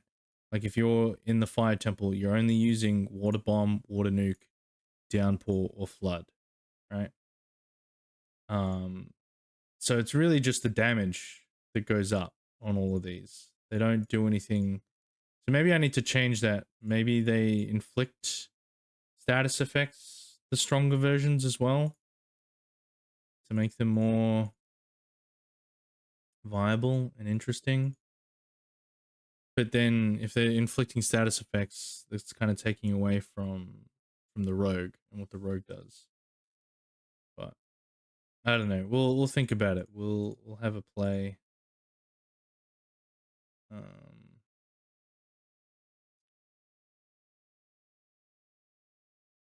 Yeah. I mean, something that I did in my game Bombra, different status effects for the. Well, yeah, it would be different status effects, but it's. I guess what I'm trying to say is that the rogue's thing is status effects. The mage's thing is elemental damage. But for one of the games I made, Bombra, there's two types of bombs. There's physical damage bombs, and then there's elemental bombs. And the elemental bombs I made sort of as a side note. But the aim of the game is that you only fight one boss, right? There's only one boss in the game, and it's the only enemy in the game. And you just, as you play through, you prep yourself throughout the preparation phase of the game, and then you go and fight this boss with whatever bombs you've been able to create with alchemy, right? And so so you could create these elemental bombs, but the way elemental bombs worked is that whenever you used a bomb, like, you know, like an earth bomb, it would inflict a status effect that would increase the damage of the next element over. So if you hit, if I was to apply it here, which could make the mage more interesting, but then it also kind of defeats the purpose of having elemental weaknesses for my enemies, right? But maybe I will do that. Maybe I will. Maybe that's. But you know, if you use the fire attack on an enemy, then they will gain this status effect that will then make them weak to much weaker to a water spell.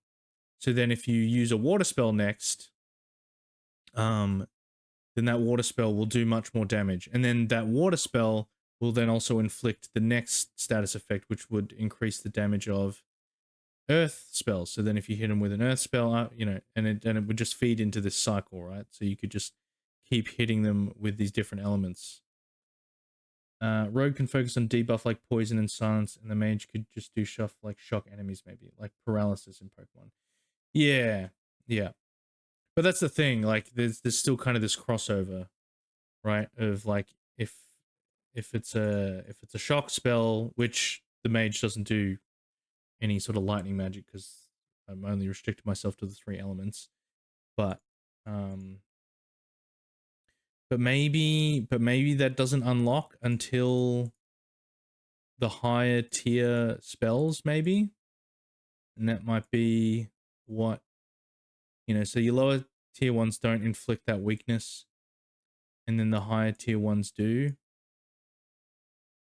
to make it more viable, and so you can move through.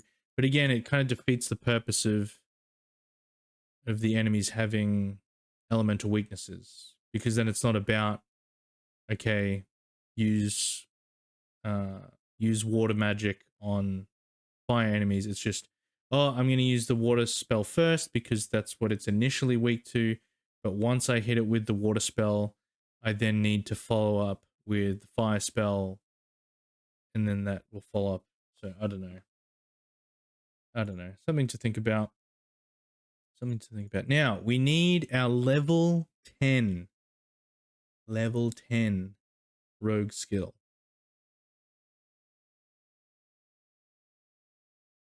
So this is going to be the big boy, the big bad. I mean, could it be that? So right now, critical eye only gives critical hits to yourself, to the rogue, right? And I can't remember, did I make it that? I think I made it that that the knight learns critical eye. Does the knight learn critical eye?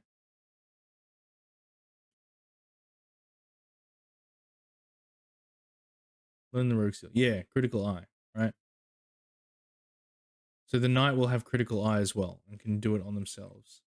Do I make it that it's only for one turn, but it gives everyone critical hits? I did think of a good skill, but I forgot. I didn't write it down. That was my mistake. I was enjoying just thinking about it. And we're gonna come up with the skill, and then we're gonna end the stream. Even though we haven't finished the cleric skills yet either.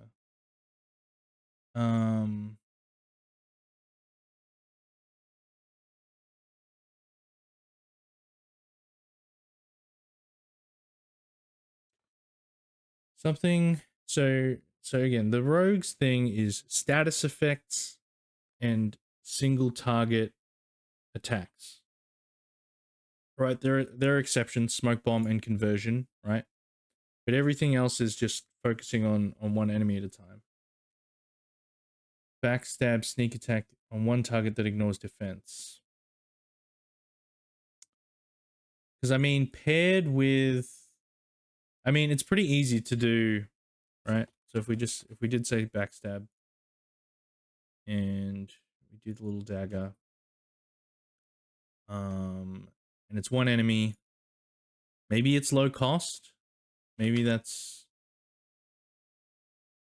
what's so powerful about it, is that it's very low cost.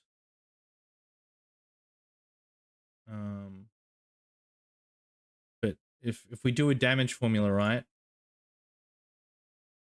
then where's like sick blade, right? If we want to ignore defense, then we just literally leave out defense from the damage formula. That's it. That's it. Oh, and can crit. Of course it can crit.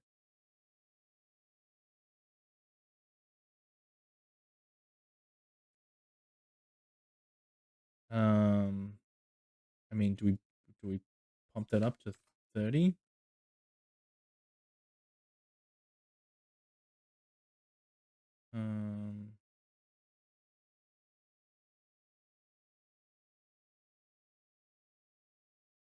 It's just a simple pierce attack.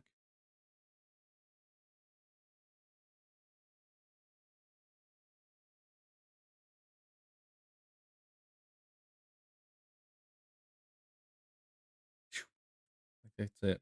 It's guaranteed hit.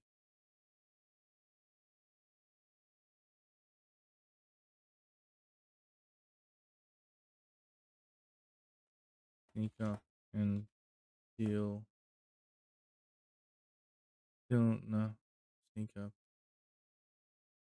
and deal massive damage that ignores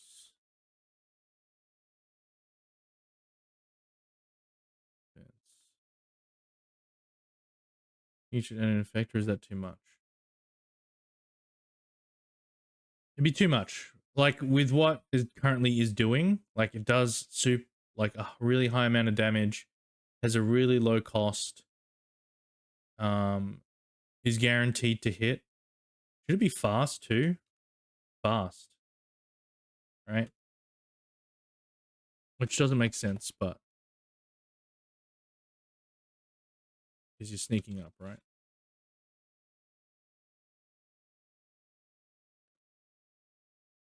I don't know. Let's see. Let's see what it looks like. 10 backstab. Okay. Enemies. Water mini boss. No troops.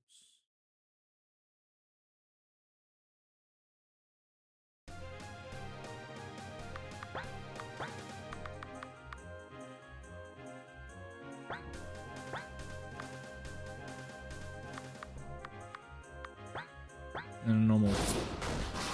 What? It did 6,000 damage.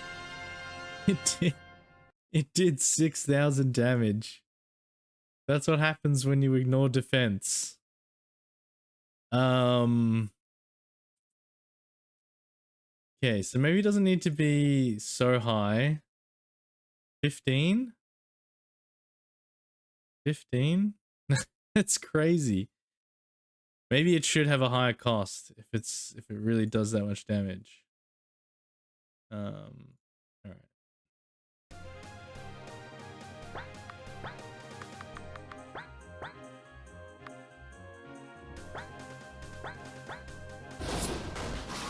Still did 2,000. That's crazy.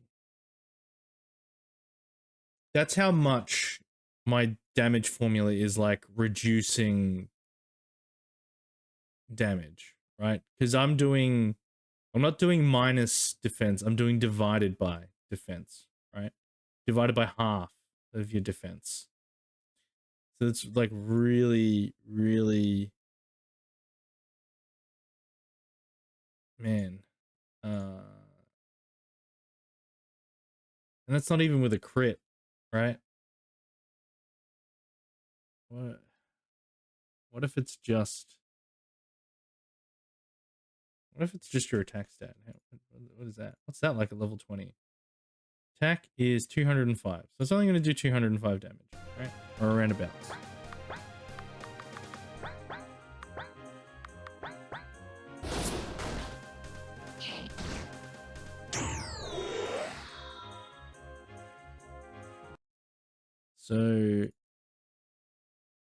So even just like times 5, that's still like 1,000 damage.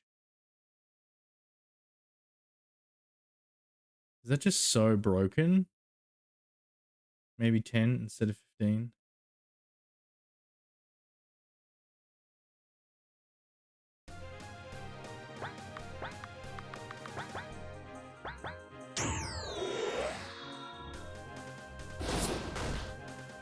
Okay, around 1,000 damage compared to 80. I mean, that's a lot. That's still a lot. It's still a lot.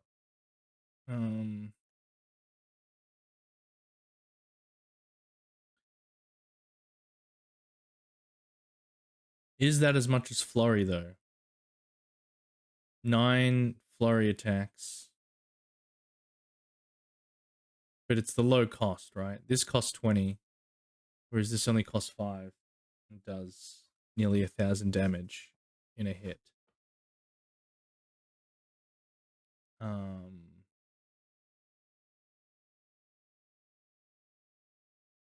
Yeah, we'll keep it for now. We'll keep it for now. It could be something more interesting, but we'll come up with something.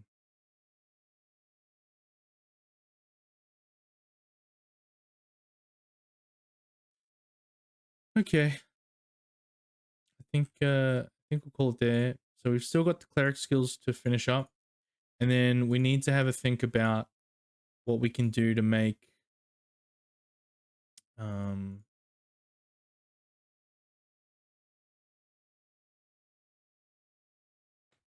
yeah,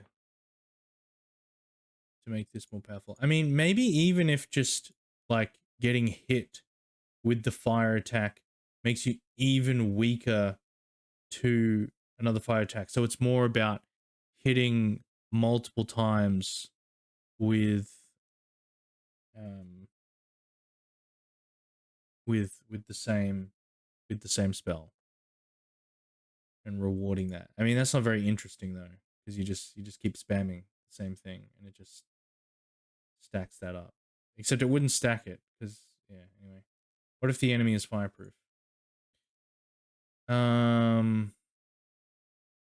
Well, that's the thing. If I guess it would make all spells viable.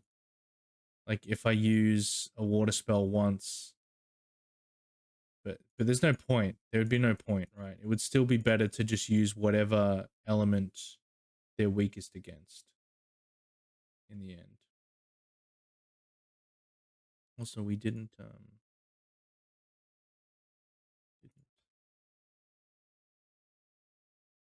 level 7, level 8, level 9, level 10.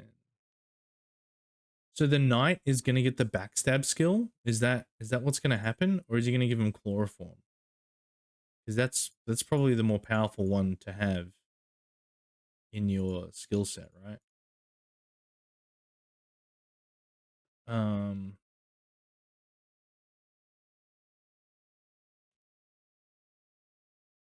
8, level 9. Okay.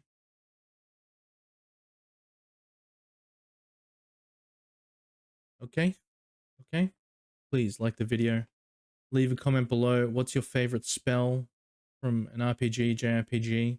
And yeah, please subscribe. Also, let me know in the comments. So what I've been doing for the last 2 videos on YouTube is I've been combining the 2 streams that I do in the week into just one video.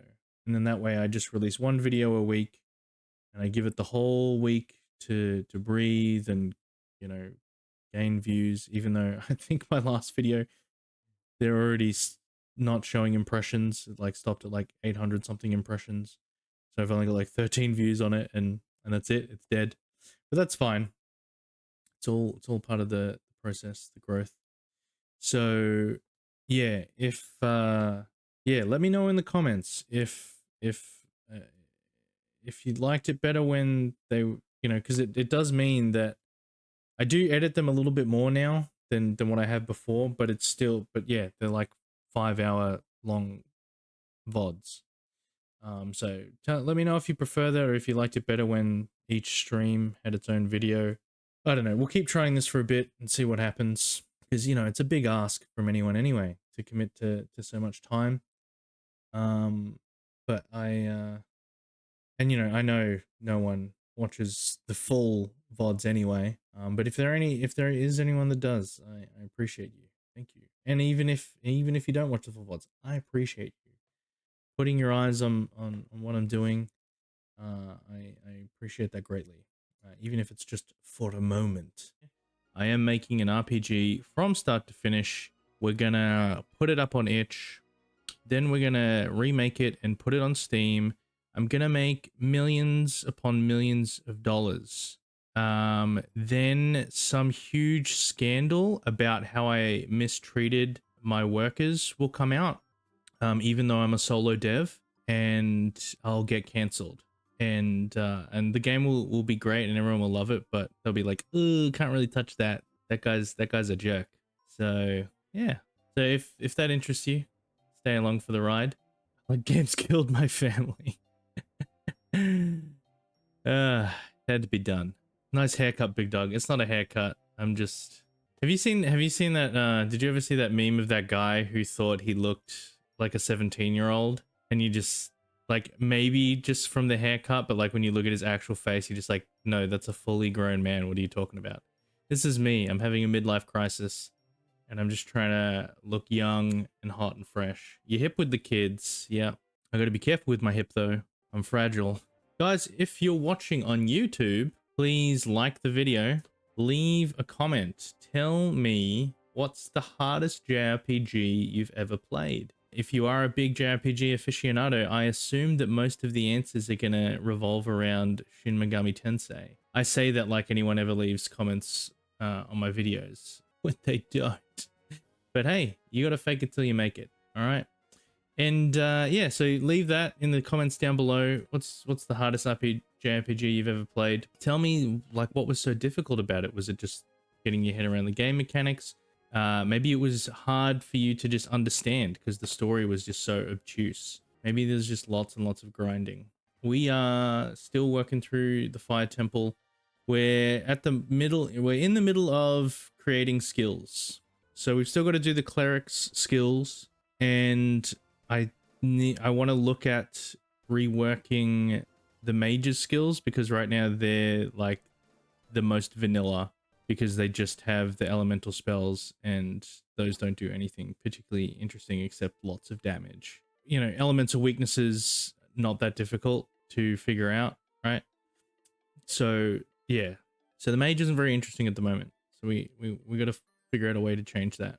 Then once we do that, we got to start making skills and putting together our Fire Temple enemies. give them skills.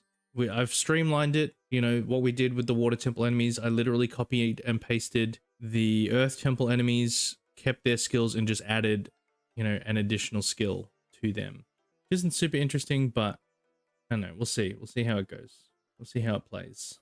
But when, yeah, I don't know. Every time I think about it, every time I think about the JRPGs that I have played, the thing that has never stood out to me that is not anywhere in my memory is, oh yeah, I distinctly remember the different skills and movesets of the standard enemies, particularly in Final Fantasy. You know, maybe they did a poison attack, but aside from that, they just hit you. I don't recall them ever buffing themselves or, you know, doing anything particularly, mostly because I probably wasn't paying attention to that. I was just like, I need to kill these guys as soon as possible just so I can get more XP and get stronger. But I've just never given it enough time to let it absorb me. And I want to change that. So I don't know if Chrono Trigger's on mobile or something. I feel like if I put it on my phone, then maybe I'll be more likely to play it because I'll just play it in my little in-between moments and try to chip at it that way. Because I'm too busy otherwise. I don't know. Maybe I'll stream it, but I don't have the time to stream it right now. I need to keep working on this game, and then I've got to play RPG-Maker games. So I don't know. But and yeah. And I reckon I could learn things from the game for sure. I think the thing that I want to pay attention to the most at the moment is like dialogue and dialogue and sort of cutscenes. Not so much combat. I don't know, because I feel like the combat that I'm making is very basic, and like that's not sort of the focal point. Like I am putting effort into it and I am trying, but I'm not, you know, creating like an interesting combat system or anything like that. Like it's still very much just you have skills, you have normal attacks.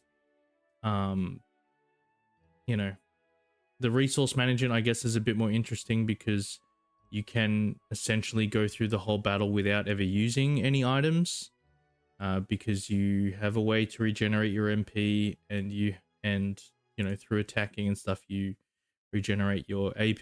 So you're constantly replenishing your resources, giving you the ability to constantly use your skills, which is something that I really wanted, because again, with the way I feel about my experiences with RPGs is that a lot of the time you're just spamming the normal attack because you want to save those resources for when you have a bigger fight.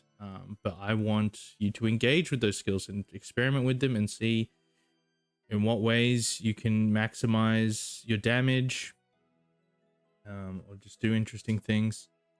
So, and you know, I'm sure that there are JRPGs out there, RPGs out there that do that and do it well, but I've just never played them. Yeah, I haven't played ones where it feels like you don't have to rely on items. All right, let's stop talking. Let's do some stuff. So one thing I have been working on again behind the scenes is I want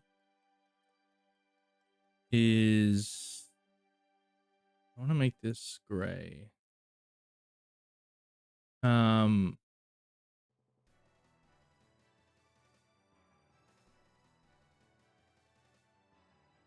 These damage numbers. So the damage numbers are different now. They're not the standard ones. And I've used the font. Oh no. What's oh no? Oh right. Yeah, rip Coco's family. Welcome, trailer. Good to have you, friend. But if you're not careful, I'll take out your family too. Do I want it to be like a darker gray?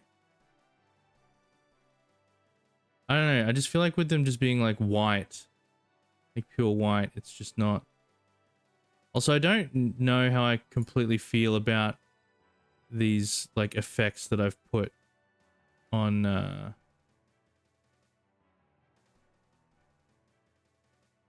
Oh, that's why. That's why I don't like that happening. God, I need to... I do this? Is that gonna help? No, it's not gonna do that.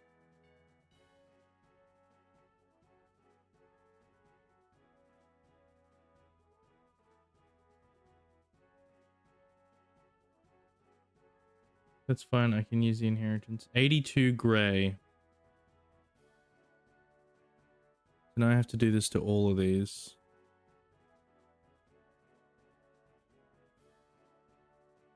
$82. Yeah, I was just playing around with the different these different styles that you can apply just to see if anything did anything interesting. And I came across this one, I was like, oh, that's kind of cool, but I don't know. I feel like the effect on it feels out of place against the RTP. But you know, but again, it's like, you know, this is something you can do to you know, just polish your game and make it seem less default. Why is it not 82? Hello?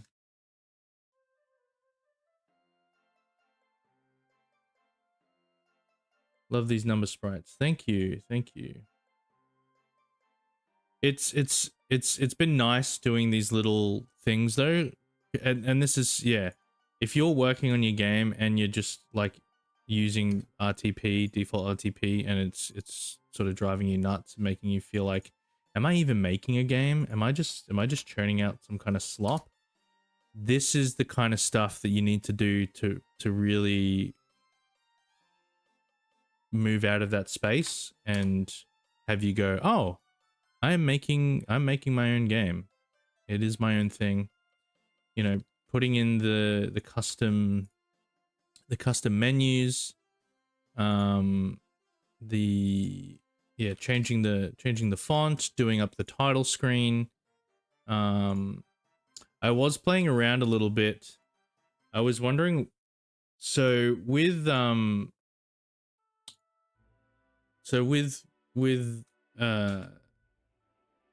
this, right? Like if I resize the document and I like cut it in half, right?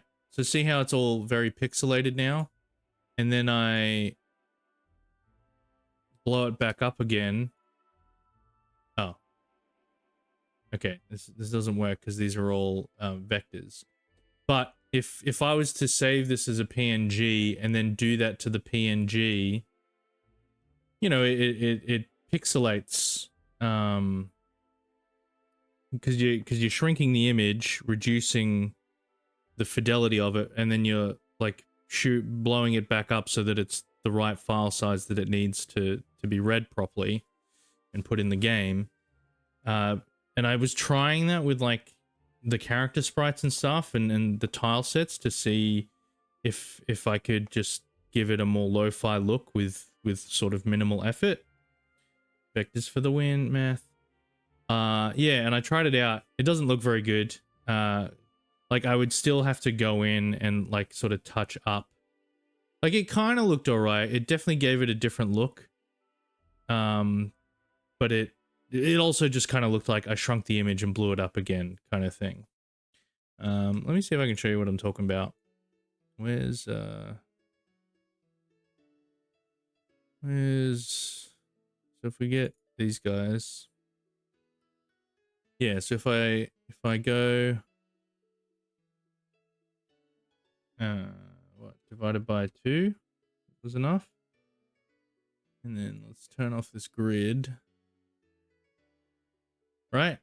So here, so it's made now these characters look almost like OG Pokemon sprites. Right? But you can see as well that with the way it shrinks it down, it actually changes a lot how like the faces look and stuff. So this is what I mean. I'd have to go in and actually manually sort of touch it up to keep it more consistent. So, you know, I was thinking, you know, if I did that to the whole game, to give it Modern day Pokemon sprites still suck, yeah. You know, again, just to try and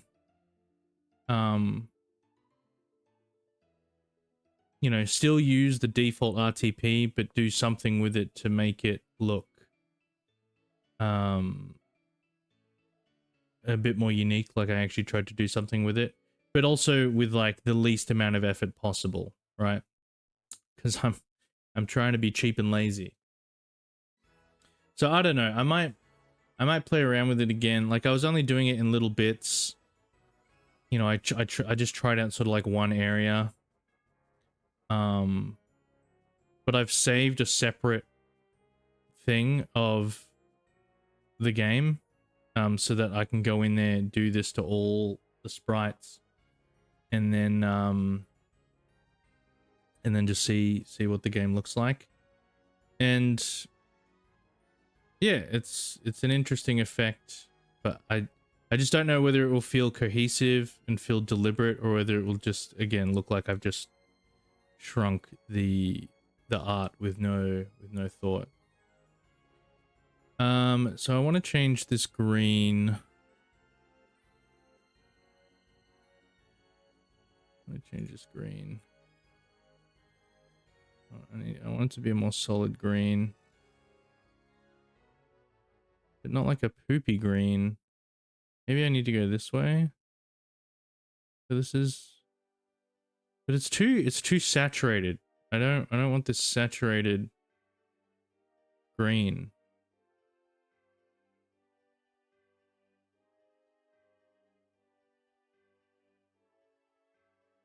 But yeah, so if you go, so if you want to do this yourself, ooh, do I add noise?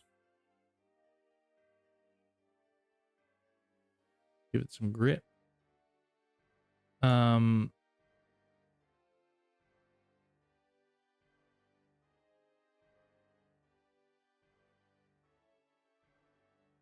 Okay. It's yellows. Yuck.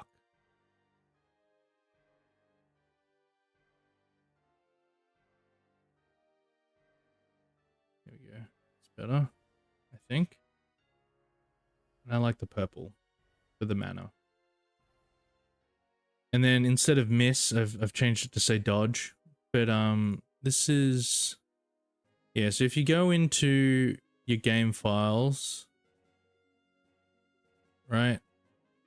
Image, system, and where is it? Damage, right? Oh, I actually edited this one. But yeah, so this, I've edited this as well in my game, but all I did was change the color instead of replacing the font.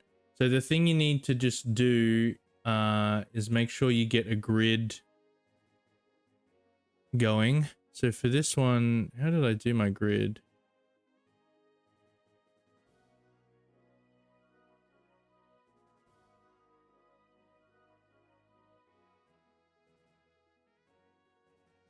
Oh, right, yeah, so this is correct.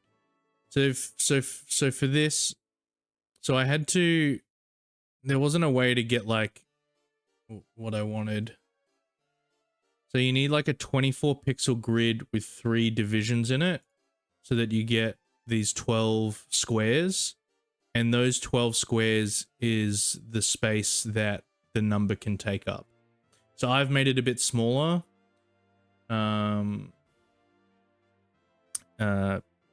Because I wanted to move each of the numbers around so that way when the damage numbers show up, it's not just a straight line of numbers. You know, there's a bit of movement in them. So let's export. Let me just put it back over there. So then in the game,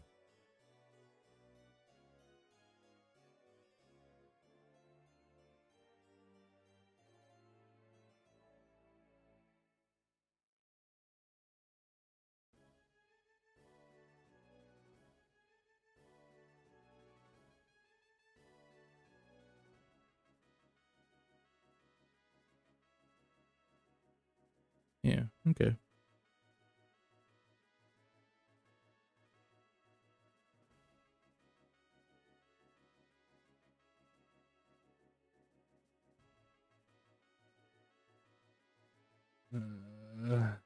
20, 20, 20. Cool.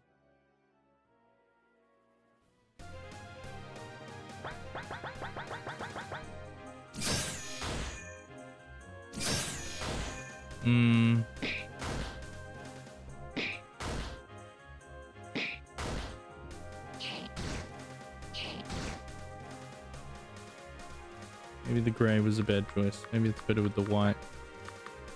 You know, and so when we focus, that restores our mana. So we'll see.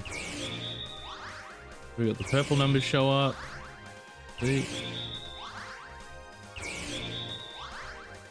Cool. Wow.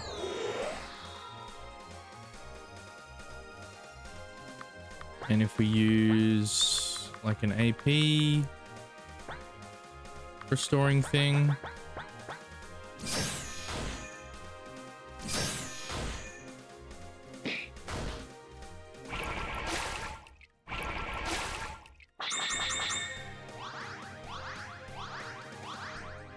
Oh. What are the yellow numbers for? See? And then he said dodge instead of miss. How do I... What shows the yellow numbers then?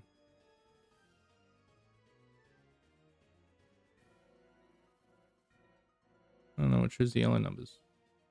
Anyway. So yeah, that's that. All right. What are we doing? We crit? I don't think it's crit. I don't think it's crit. Oh. Let's give the rogue the death charm, so he'll have a higher crit chance.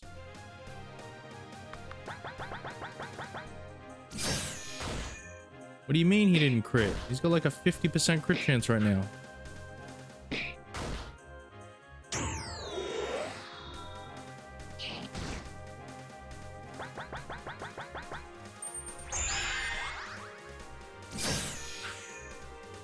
What do you mean dodge?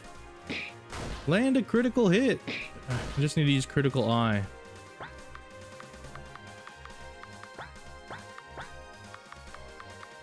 What? I don't have enough AP for critical eye? Oh my gosh. Okay, wait. Let's use items.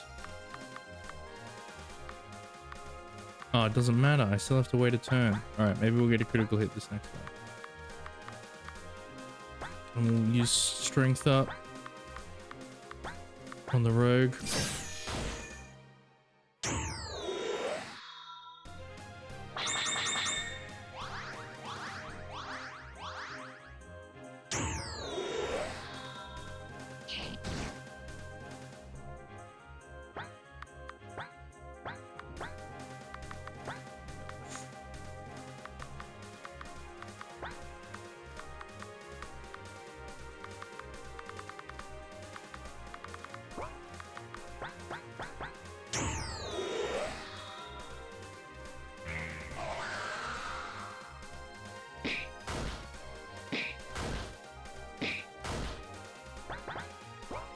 Okay, here we go.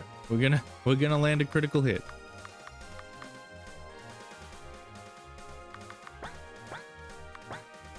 Let's use Flurry.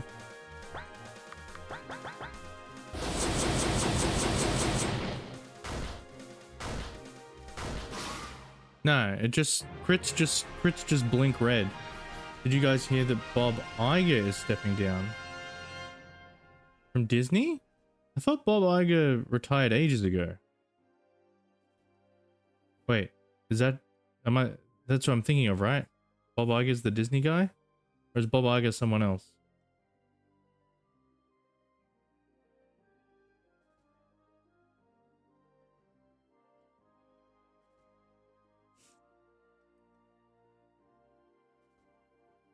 Yeah, CEO of Disney, yeah.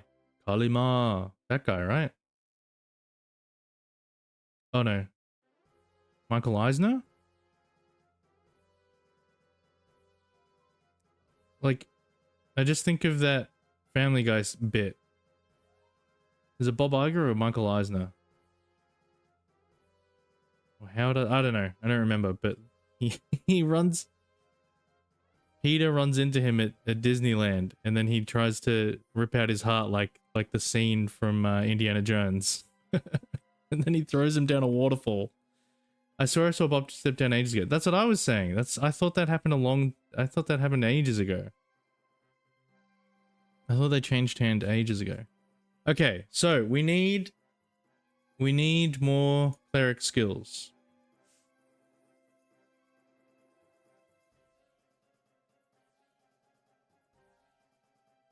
Wait, this is wrong.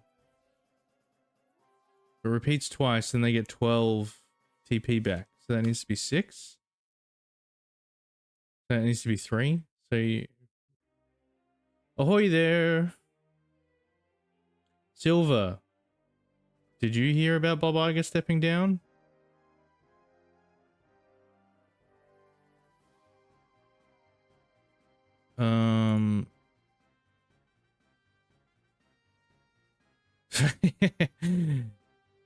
All right, screw that guy.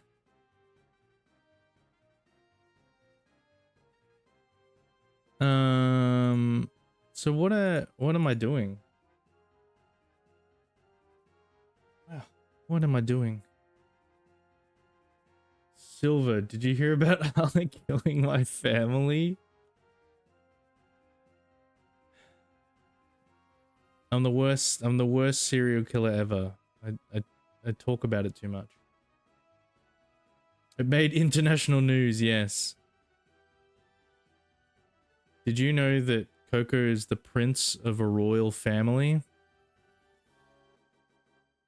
But that family was found in a certain batch of files. And that's why I got rid of them. Also, Silva, I'm sorry I haven't played test much yet. 2 days left on the game jam. Yeah. Oh yeah, are you gonna let us play test Slick? Oh yeah, did you put out a thing to play test the train game? Hey Silver, I completely forgot about that because yeah, I do want to play it too. His family is on the list. Yeah.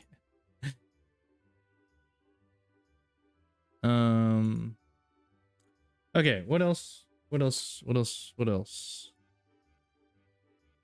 So we can heal. Maybe a more powerful healing spell, but it costs a lot. And maybe you can only heal one person at a time with it.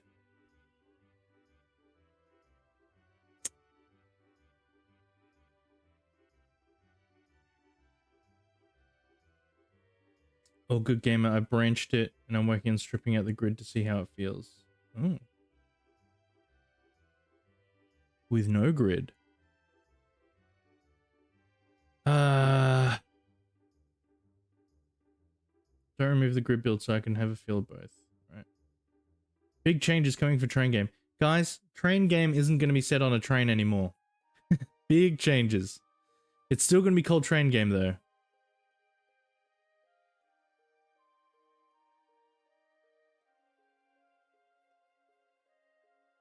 We're changing gears. It's shifting into, and Trailer's gonna love this, it's turning into a dating sim. A dating gacha sim. A dating sim gacha game. What's going on in a simple RPG though? Well, I'm trying to do the Fire Temple portion of the game. So last stream we started on we did the knight skills. So the knight can make their own MP and AP regenerate, because we're kind of focusing on making them, like, knowing that they're going to be solo for a dungeon. We've given them skills that will allow them to be solo, and then when they return back to the party, they're just going to be like OP. So they can regenerate MP and AP, and they can also increase their number of actions per turn. Like how everything wants to evolve into crabs, all games will become dating sims. Exactly. Simple RPG now has a very complex battle mechanic. It's still called simple RPG though. Exactly. Exactly. Well, yeah, the rogue is OP. The skills that we've given the rogue, like it's just all about stacking effects to just absolutely maximize damage. Yeah. And I was talking about we need to sort of rework the mage a bit, because at first the mage was going to be the most overpowered person because they have this elemental magic that just does tons and tons of damage.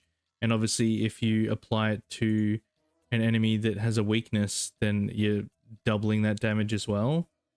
Hey Poker, welcome, welcome. So we've got that, but yeah, they're not interesting anymore. They're now just the dude that casts elemental spells, and that's it. They've got no other flavor.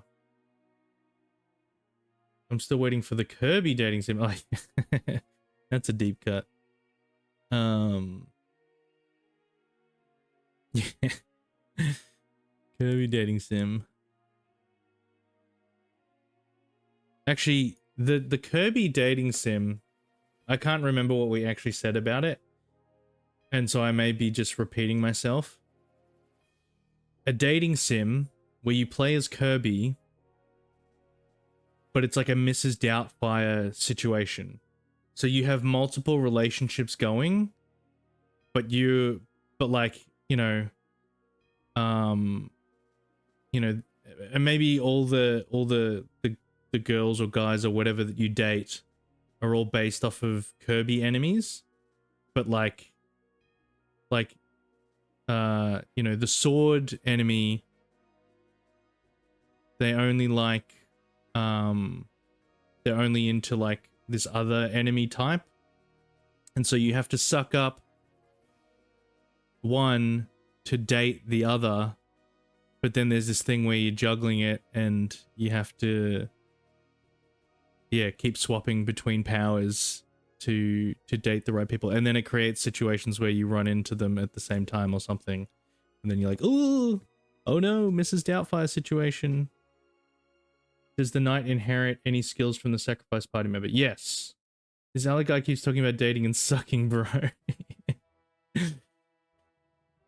I got one thing on my mind. Yes, the knight still does learn. So the knight learns smoke bomb if you sacrifice the rogue first, and then if you sacrifice them second, you get critical eye, which is crazy, because then you can just, again, really maximize your damage. Don't give the Rule 34 guys ideas. There is no shortage of ideas for those guys. They don't need ideas. All they need is a character, or not even a character, an object. They just have to look at something and go, cool, let's turn that into something. Ah, nice. Bit of variety from choosing who to sacrifice. Yeah. So the replayability. So you only get one skill from... I was toying around with the idea of that it could give you the choice of like, okay, these are the 3 skills that they've got. Like, which one do you want to take from them? But that would just get too complicated, and it's a simple RPG. And yeah, I don't want to put that much... And like, I like the idea of telling the player, hey, this is the skill you've gotten, and I've decided that it's probably the most useful one, so make use of it. No, just keep it a linear skill accuracy. Yeah, exactly. Doesn't need to get that complicated. But, and it's simple, like with the mage, they just get that, like they get the level 1 skills, or they get the level 3 skills, or the level 6 skills. So that's pretty simple. And then from the cleric, they get healing bomb and revive? Do they get revive or uplift? I think they get uplift to buff. What did they get? Oh, well, yeah. You'll need to watch the stream, Coco. Because the other thing I've done is I've created these little scene transitions. But I don't want to go into that again. I went into that last time. This one. What do they get? What do they get from the cleric?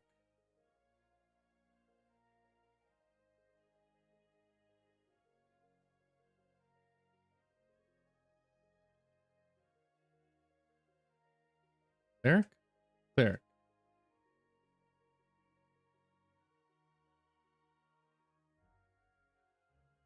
Uplift. Yeah, they learn uplift. Yeah. Which is a pretty good buff. Okay. So, the cleric. Yeah, do we want a more powerful healing skill? But it only heals one person at a time?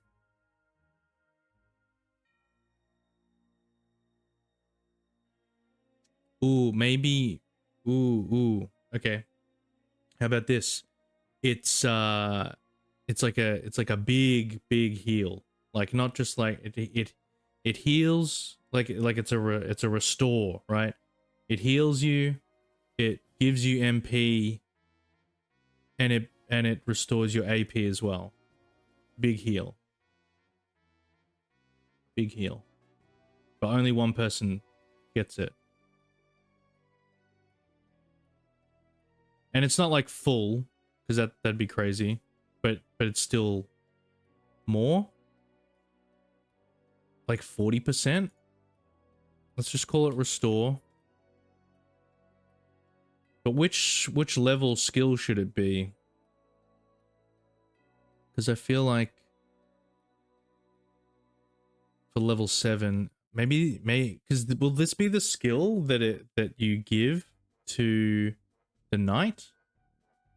Good for late game. Yeah. I think we'll put it down here. Restore. We'll give it that one.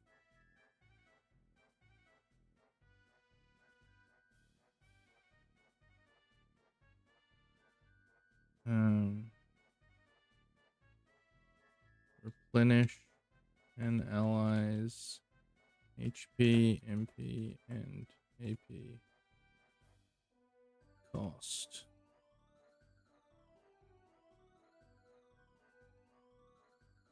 10 MP?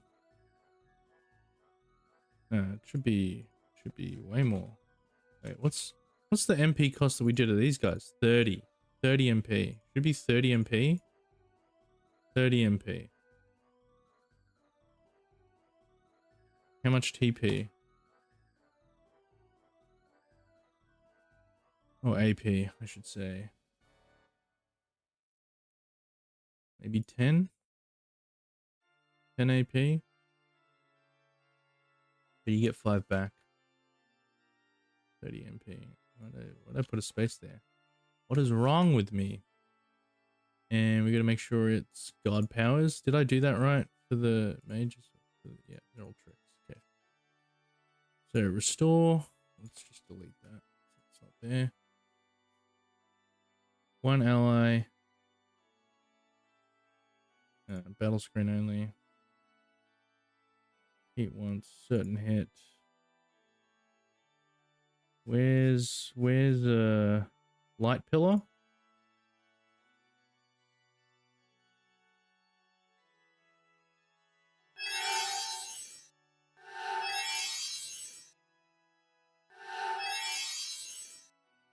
Yeah, what's the difference there?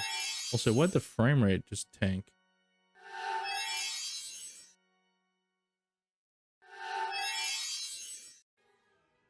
Let's do the second one. There's not a huge difference between them, but it's just enough.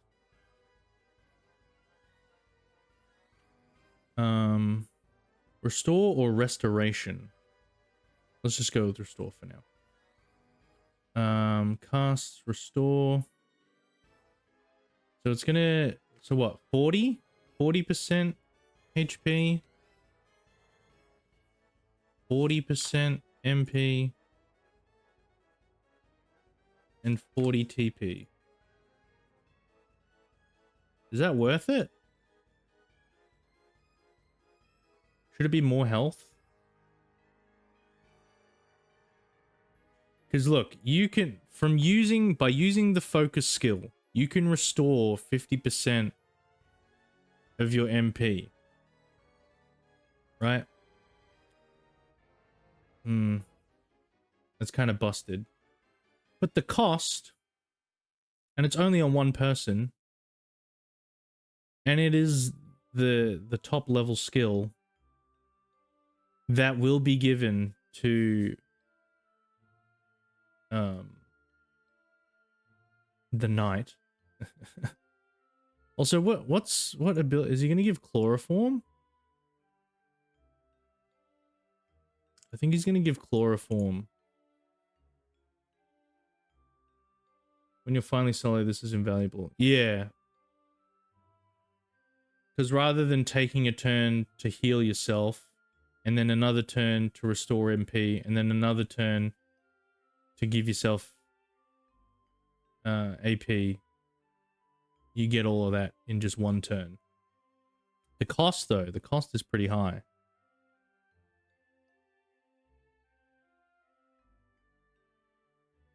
And actually, is that infinite MP? If you should I change it to 50? Should I make it 50? That'd be kind of crazy. I don't know. We'll leave it like that for the minute. We can balance it later. So what else? Are we doing like an even holiest? Are we doing a holiest smite? Is that? Are we really going to do that? I think we are. Holiest smite. Now, this strikes 8 times. Are we doubling it? Because what was holy smite? 3, 8. What's the logical step? So that went up 5. Do we go to 15? 15 strikes? So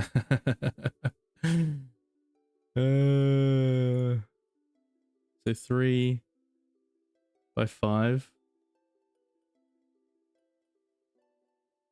Make it have a higher crit chance. Well, this doesn't crit currently. His holy smites don't crit. Holy smites don't crit. But instead of but the damage is based off your defense stat and goes against the enemy's magic defense stat. Holy smites don't crit. Yeah. Hashtag. Okay. Yeah, I think that was my way to, because yeah. Should it crit at the highest level? 15 times. So we went from 10 to 25. We go to 40. 40 MP. 10 MP cost. 10 AP cost. And then we do 2 TP gain per repeat. Because every time it casts it, you gain 2. No, that's too much. We only want to regain half. Actually, no. No. You always regain your AP back. When you're either the mage or the cleric. You just need to make sure you have the AP to... I don't know, we might change that. But currently as it is, you get back the AP, you always get back the AP you spent, but you just need to make sure you have the AP in order to cast. Holiest smite. Did I change the damage modifier? No, the damage is still the same. So the damage of each strike doesn't change, but it's just the number of times it's happening. Alright, holiest smite. What's like a buff? So at the moment, we have uplift, which boosts attack and magic attack for 3 turns. Do we do like a protect? Ooh. That could be good. Like a move that like prevents all damage for 1 turn. But does it only affect one person?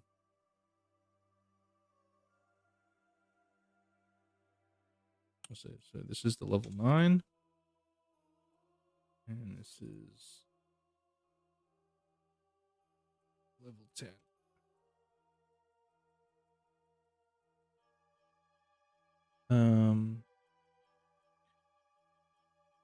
Let's just call it protect for now. What's like a divine looking shield?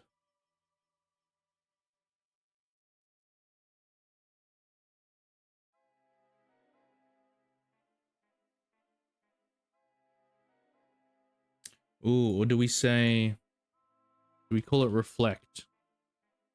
All right, we call it reflect.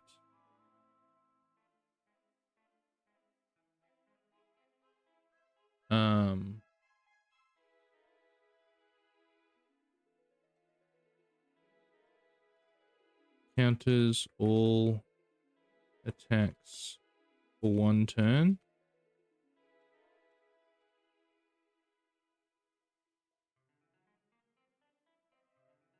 Cost. God powers. So it applies to everyone. Applies to everyone. Where's our power up 3? I think is the one we want. Cast reflect.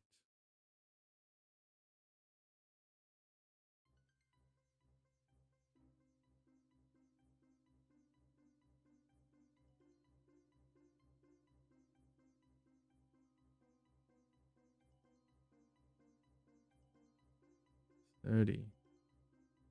I think we're keeping that 30 MP. Maybe 8 AP.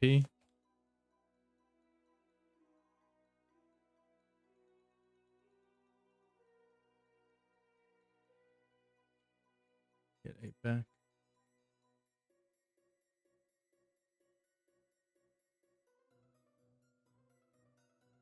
We're gonna make a new state.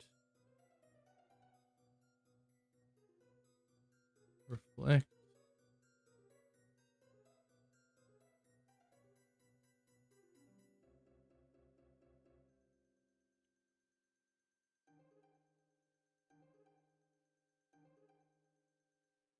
Only lasts 1 turn. So does it only last that turn? So it'll have speed, right? It'll have speed, so it'll go before anyone else does, and before any of the enemies go.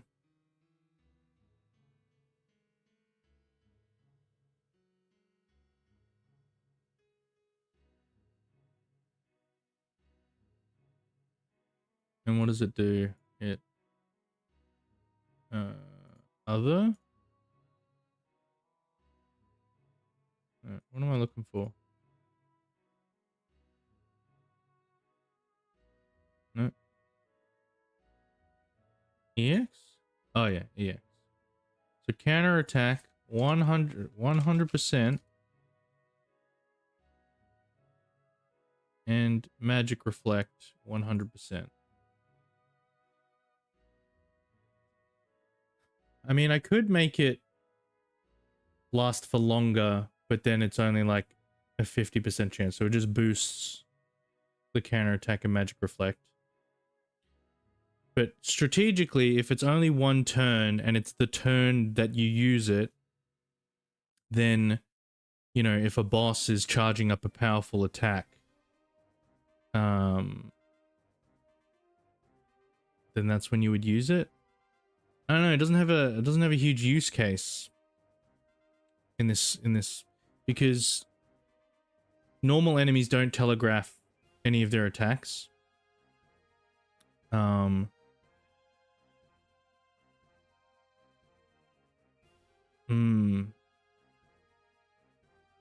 Like there are boss, yeah, there, you know, again, and this is late game, right? This is the fire temple where you'd be acquiring this skill, hopefully, if you're just playing it casually, normally, right, and not grinding to get levels up. If you, yeah, if you're only facing one, if you're only facing the boss, oh yeah, I don't even know if I'm giving that to the fire temple boss yet, right? Right now, the only enemy that telegraphs their attack is the water temple boss, where he charges up and then he shoots a high pressure jet at you, doing a lot of damage. So with all that being said, maybe I will change it.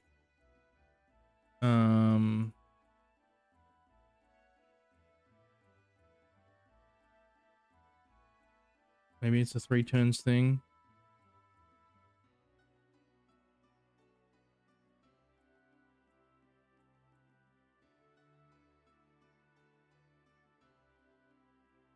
May counter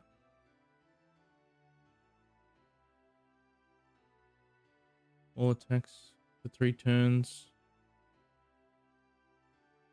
for the party. Yeah, maybe we do it that way. And then with this state, so we do 4 turns, because that's 3 turns. And okay, do we do 50% or do we do like 40%? Let's do 50%. Why not? You get a coin flip for 3 turns to potentially do damage. Cool. So we got that.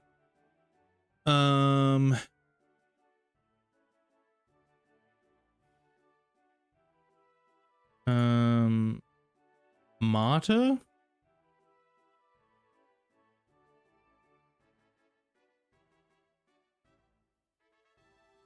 Defend. Boost defense. And take damage for weaker party members. Oh wait, did I even? Yeah, I did a cost. Okay. So this one we're gonna add another state. And yeah, we'll call it Martyr. I'll give it that. Uh-oh, what's that? Okay, let's save real quick before it crashes. How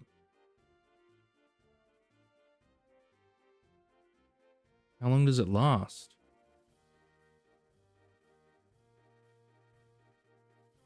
Seven turns? It'd actually be 6. So 8 turns?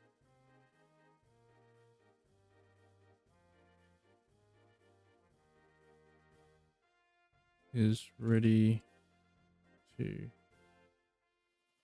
Can you put emojis in state names, item names?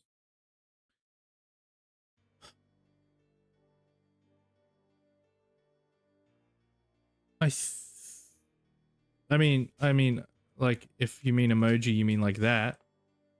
I could do that. Bomb. You can put,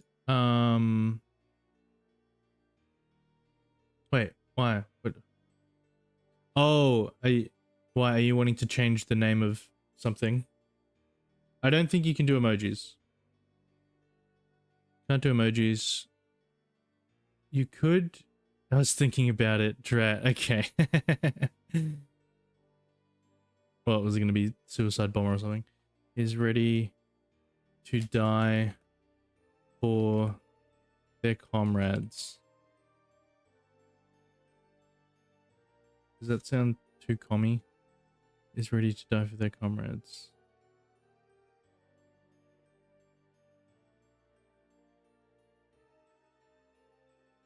Oh, we didn't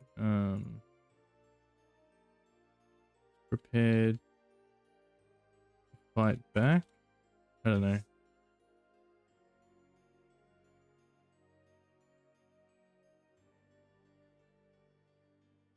Alright, and then what it does is it puts on the substitute flag, and we want to, what do we want to do? Do we want to double our defense? Doubles defense? Is that too much? He's still got to take down, because I don't know, we'll test it out. We'll test it out. All right.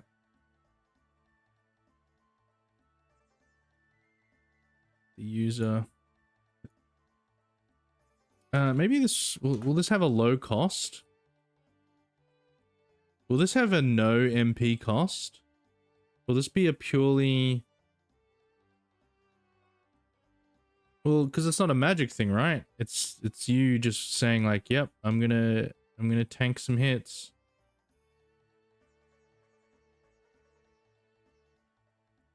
So yeah, maybe what, like 30 AP?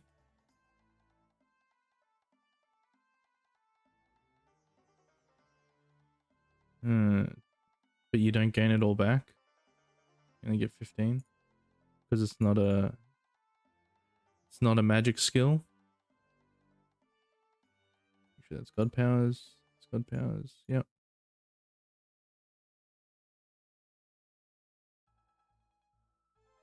Which will be funny, right? Because you get this martyr skill. If you get the martyr skill, oh, this is kind of stupid. Well, no, it'll be more valuable in the end game, but it'll be kind of stupid that you get it.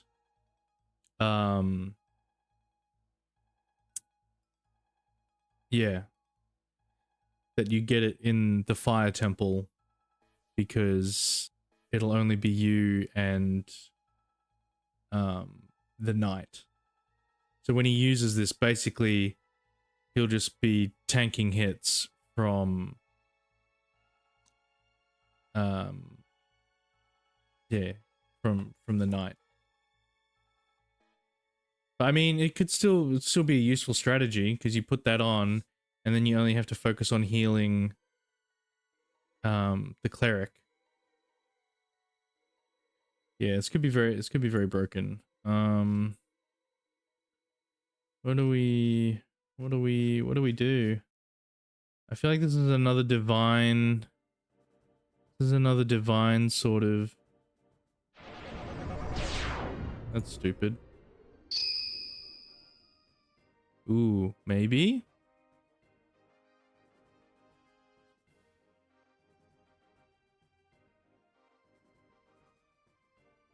Light? No.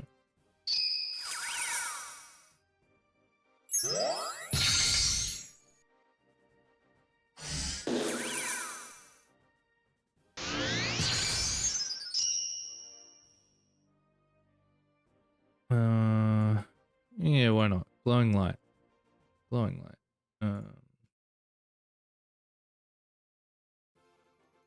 Glowing light.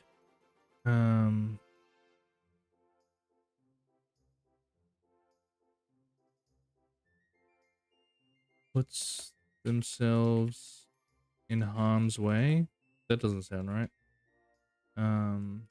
Is ready to defend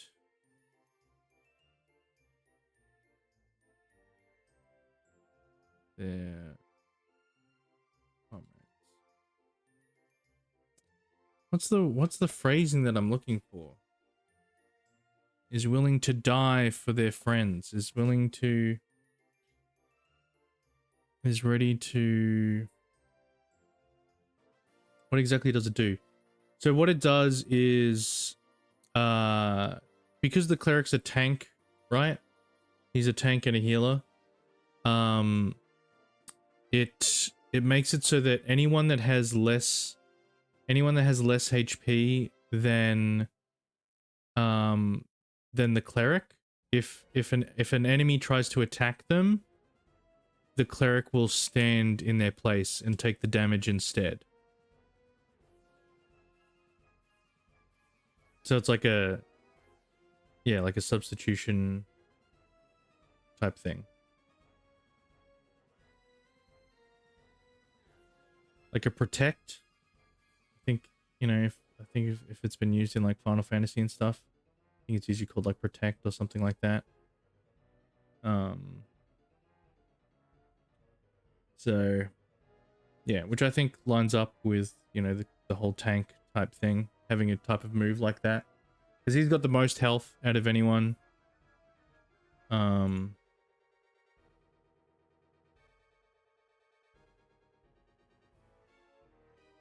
Will defend you with their life. There we go. How's that sound? Cool. There we go. We have the skills for the cleric. We want to go to classes. Raise your dongers. Mods are gone. Raise your dongers. Silver. I leave you alone. No family. Only stream.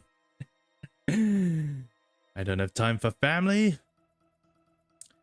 That's the thing. If I wanna get to the top, if I want to be the very best, I need to forsake everything and focus purely on one goal and channel every bit of myself into it.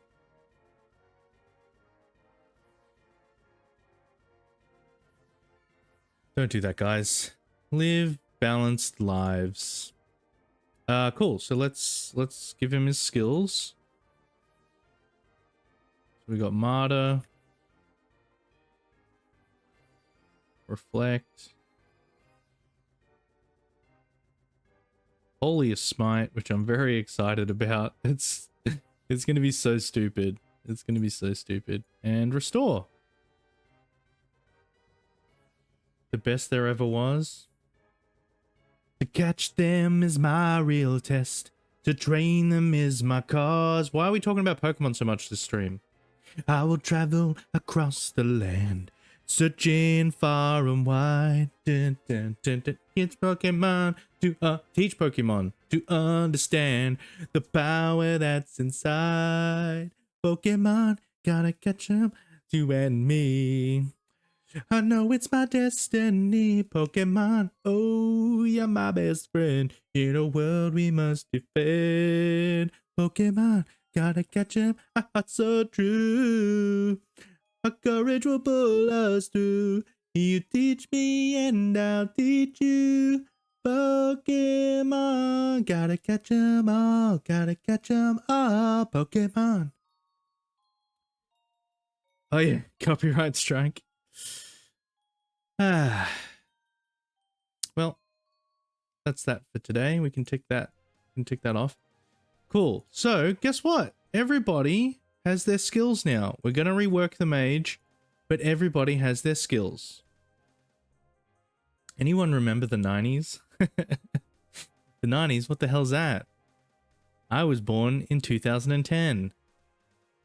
I'm only 3 years old. Thank you.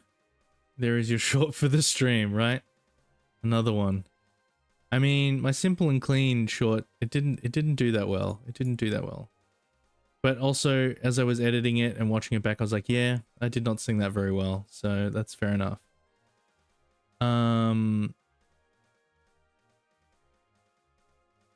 Cool. And these are all here. So yeah, I am excited for how not balanced this is going to be, right? Because hopefully it's not balanced in a fun way.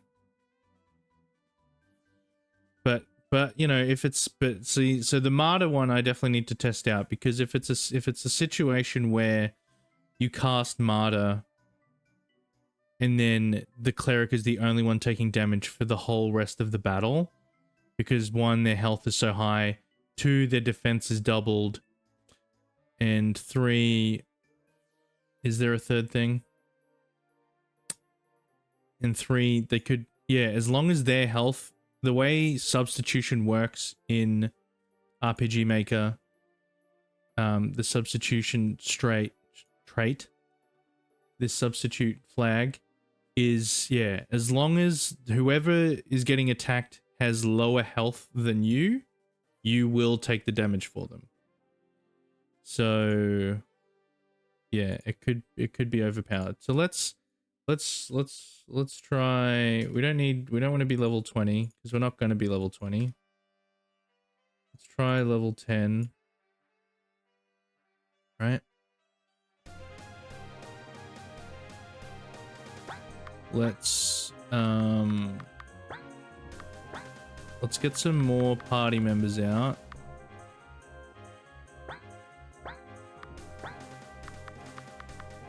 Okay, we don't want to kill. Yeah, earth beats water. Is that what I said? Water beats fire, fire beats earth beats water. Yeah. Oh, we don't even have enough for Martyr. But if I use Restore...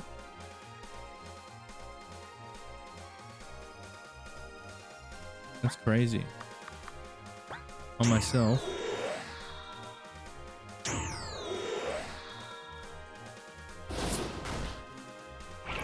Oh, that's a lot of damage.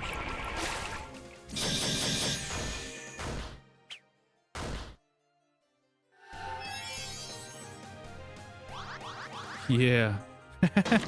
Wait. No, it's an infinite loop. It restores enough MP that the cost of using it restores itself.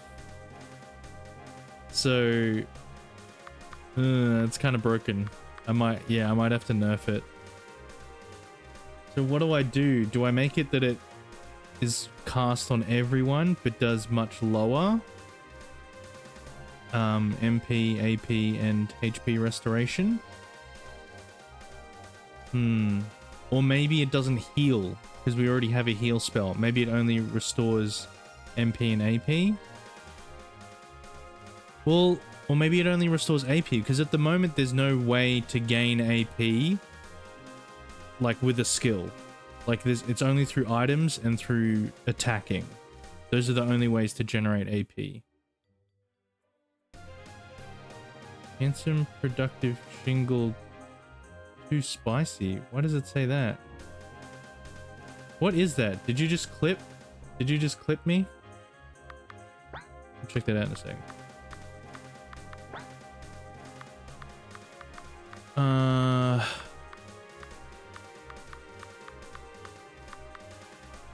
He's really, it's so weird seeing that I don't have all my skills yet. What am I testing? What do I want to test? I want to test, excuse me.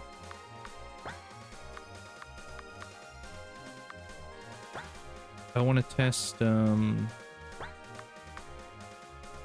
Martyr, right? Yeah.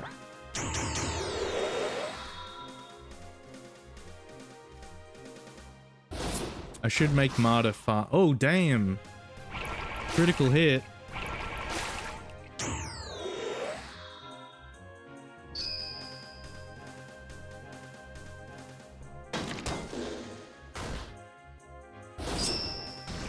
Oh, of course they attack me. Don't attack me.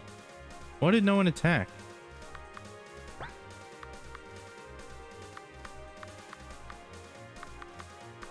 Well, he only took 4 damage because he's got a 200% health boost. Maybe I don't increase defense because he's already got high defense, right?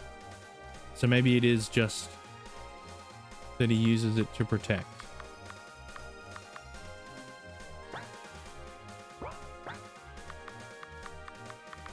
Let's just attack.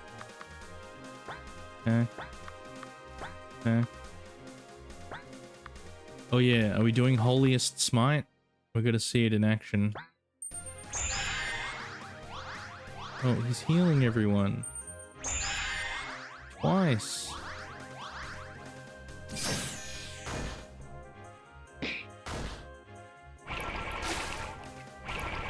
Jeez, they do quite a bit of damage.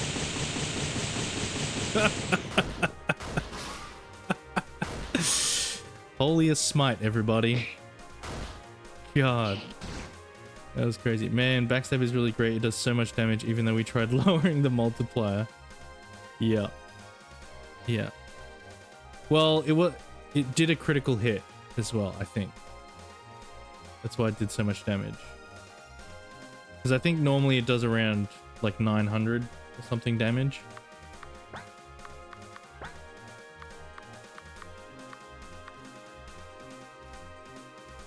Netflix is doing a Street Shark series. The way to bring it full circle is to have Vin Diesel be the voice of one of the Street Sharks. If anyone's familiar with that lore.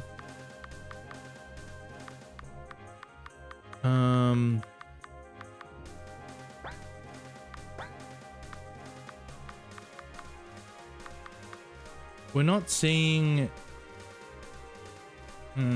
Okay, we need to redo this. So Martyr, what level do you get Martyr? Level 7.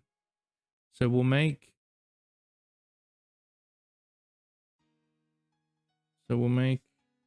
these guys all level 6. And we'll make the cleric level 7.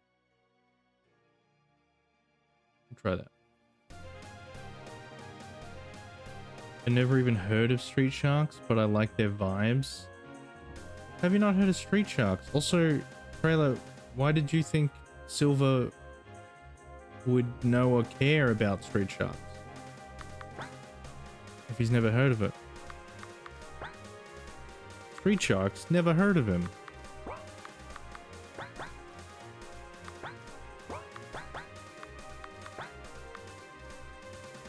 Ooh, we have Sunder.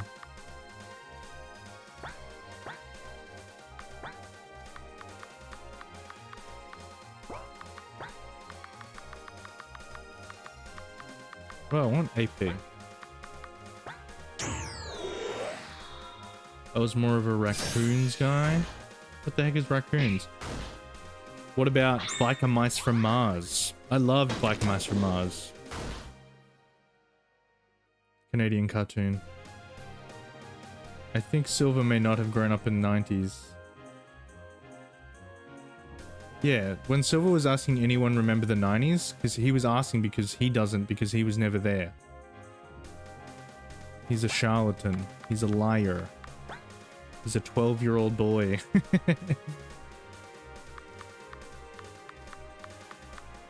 Shouldn't be on Twitch. We should ban him. I was born in 1987.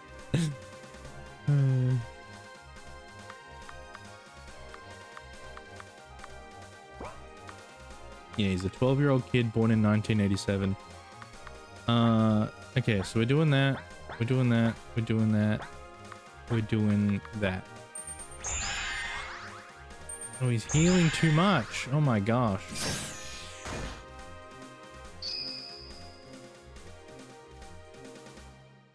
We are the same age and no Street Sharks. I think this is where we get like our class structure from, you know, the elites and those that are not.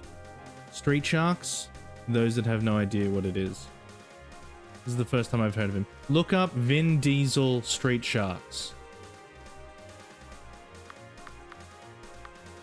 It was all over Saturday morning cartoons. Yeah. I don't even remember actually ever watching an episode. Like, I definitely watched it, but I do not remember watching a full episode of Street Sharks ever.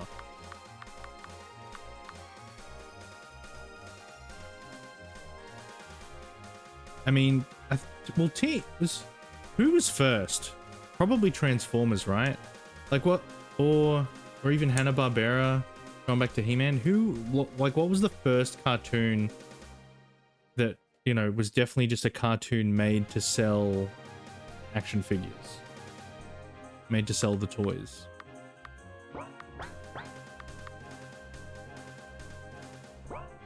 First time I heard about Vin Diesel was the Chronicles of Riddick. Wait, Chronicles of Riddick or Pitch Black? Because Pitch Black is where he really started. Take a look at that round mound of pound and his power slam. Did he really say that in the... I don't remember what he says in his little thing. 100% Transformers, yeah. Well, how old is Transformers? And how old is, like, He-Man and stuff like that? Was He-Man made to sell toys? I feel like it definitely was, with all the different characters and stuff. This is a direct quote from the first video I found when I googled Vin Diesel Street Sharks. Yeah, it's like the first thing he probably ever starred in, maybe. It was just this promotion for Street Sharks. Family. Guys, I'm not even paying attention. Has the cleric been defending? We're not doing enough damage to the water mini boss. Should I wait? Why don't we fight the actual water temple boss? Good night, Coco. Thanks for coming along, friend. Have a good rest of the week. Hey, can you hurry up and finish Slick so we can playtest it before the game jam ends, and then we can give you feedback and you can fix it. But I just really want to play it. It's really the main thing.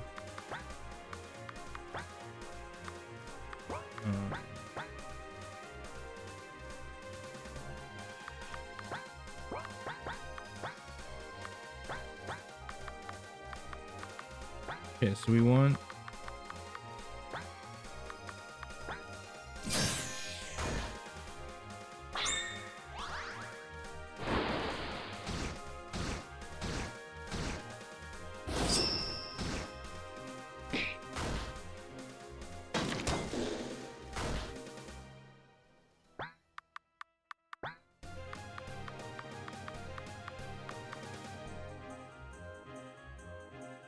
Ugh.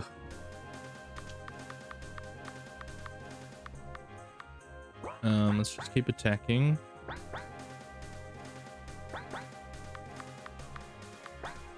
Okay, Marta, let's do it. Playtest coming soon. Let me know. What? Why didn't he take damage? Why didn't he take damage for him?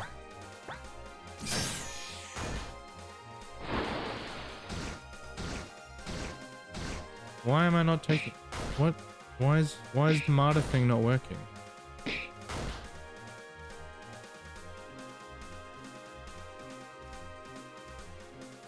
Not even... Is it broken?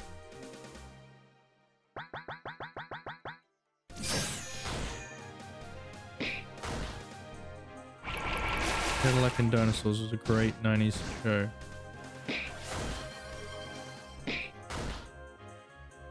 Gotta call something round mound of pound. No. Round mound of pound. What even comes close?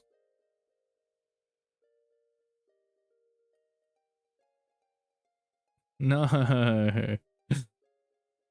Flurry? Flurry could do it. Round mound of pound. See, because look, it says...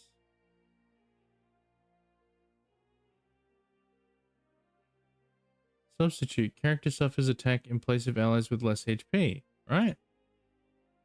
So why... Why did that not work? Nice redeem. Round mound of pound... Multi-slash?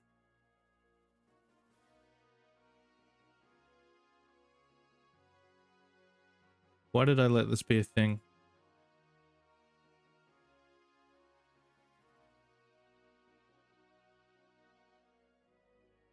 Could be an enemy skill as well. Oh, good point. Good point. Let's have a look. That'd be good for an earth enemy skill actually.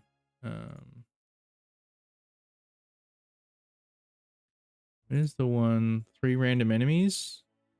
Yeah, this would be it. Because it's got the 3 rhyming words, right? Round, mound of pound.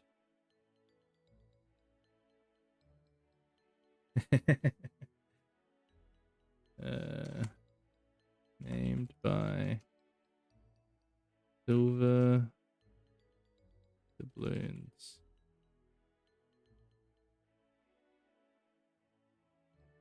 That's a good thing to think of actually. If I don't like the name of the skill, well, it's not that I don't like the name of the skill. It's a funny name, but I definitely want the cooler names for the party member skills, and the more fun names could be for the enemy skills. Round, mound of pound. That's, yeah, because it's he attacks 3 times. That's beautiful. Thank you for doing that. And if you're watching and you want to change the name of any of the skills, or yeah, use your channel points, redeem them, and you will be a part of the game. What were we looking at? Right. Okay. We need to go to the internet. Substitute RPGMaker MV. Substitute special flag.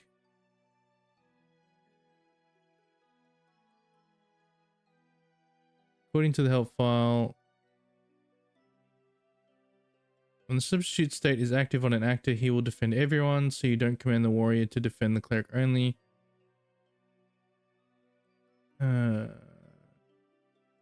Oh, the warrior only takes the bullet when the HP is low.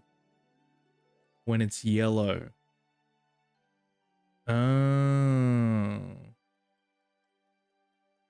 Oh. I mean, that makes sense because then yeah, it's too overpowered. So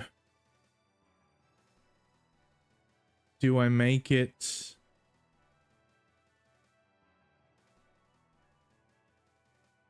so either I leave it as is, and when we get into the plugins later, we adjust the skill. I mean, maybe it doesn't have a cost, or it has a cost, but it lasts. The state stays with you for the whole battle.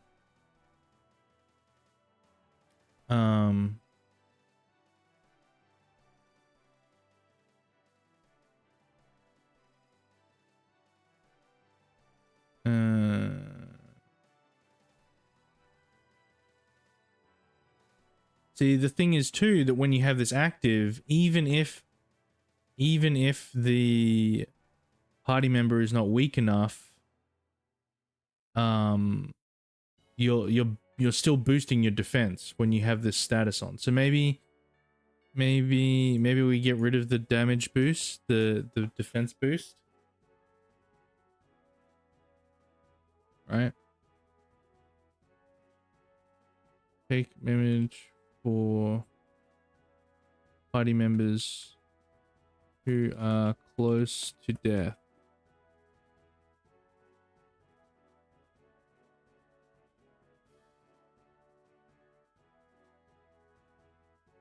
Yeah, do we just make it that it just stays for the whole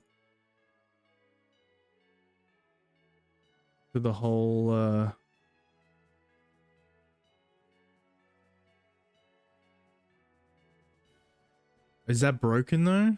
Because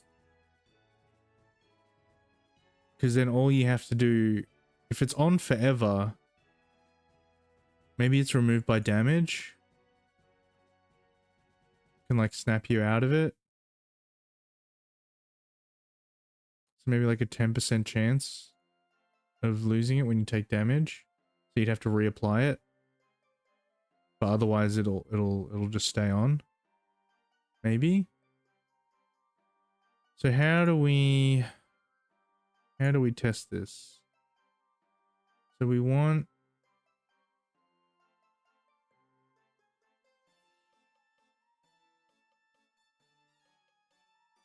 okay, if we make these guys weaker, so they'll take way more damage. Right? They'll take way more damage, so they'll get into the yellow.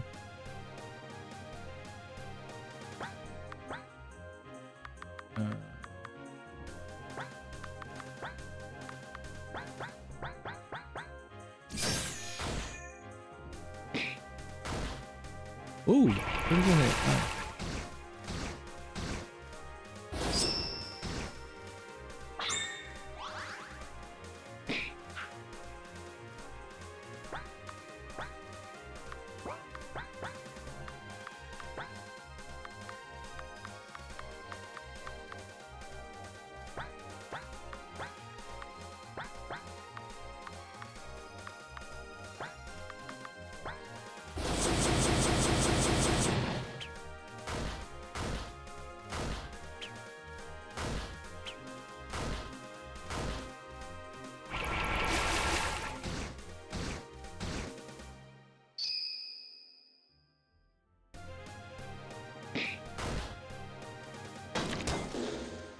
Oh, I need to change it so that the speed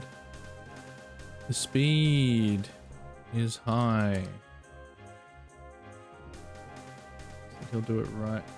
Start. Okay, so now let's just attack while we get damage. Since Christmas exists in the Star Wars universe, what alien species would Santa be? Clearly a hut. But he's like the opposite of a hut because he's not greedy. Wait, am I missing a joke here?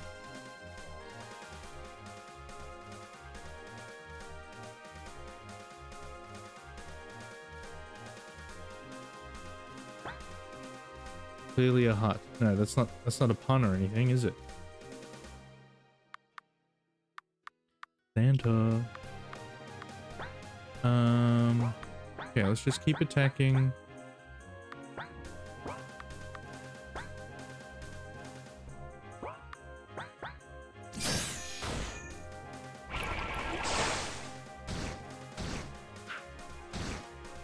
Ooh. See, this could be bad, right?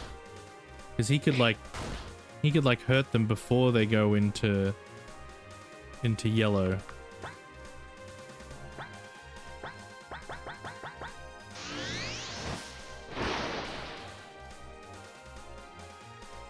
Oh, we're all getting drowned.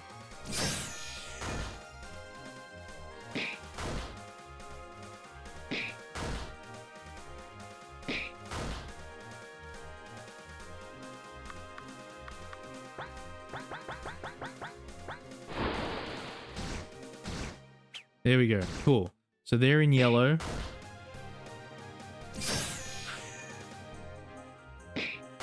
So now, when he attacks them again...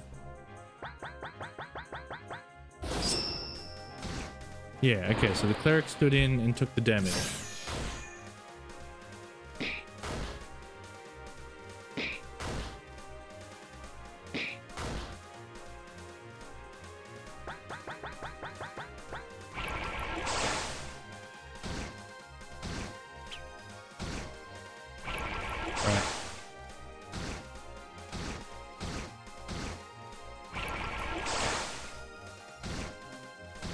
And he's getting swamped.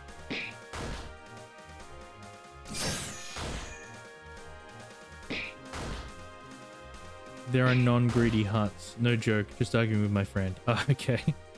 The huts are just chubby Could also be one of those pig guards. Well, that's the thing. The Star Wars universe is infinite, really. Like, there's races that we haven't seen. Like, Santa could be a species, a race that we haven't even seen before.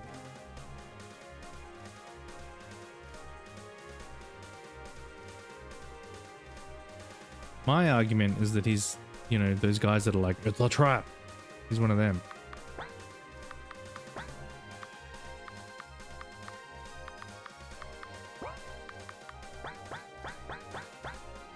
See, but this is the thing. Oh, we don't have access to it. We don't have the restore ability.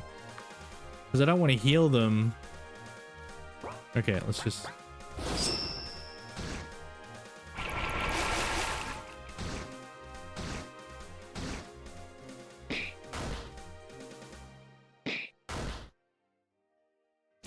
Santa is from beyond the rim.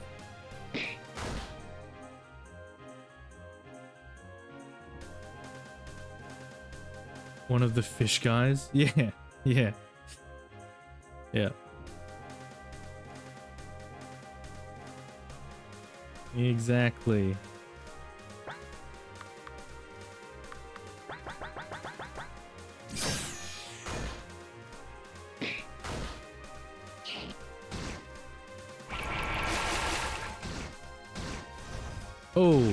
Oh, because, okay, see, so I lost the martyr thing.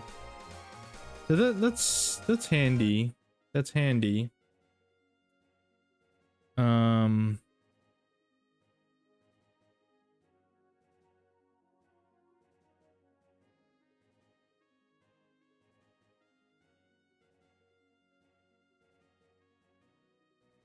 Okay. All right. Santa clone army. Its house, he can deliver gifts to every house in a single night. Yeah, right.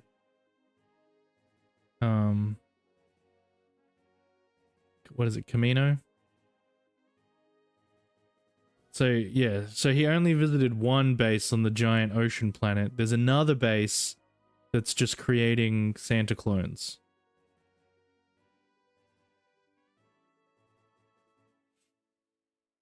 But they are also based off of Jango Fett.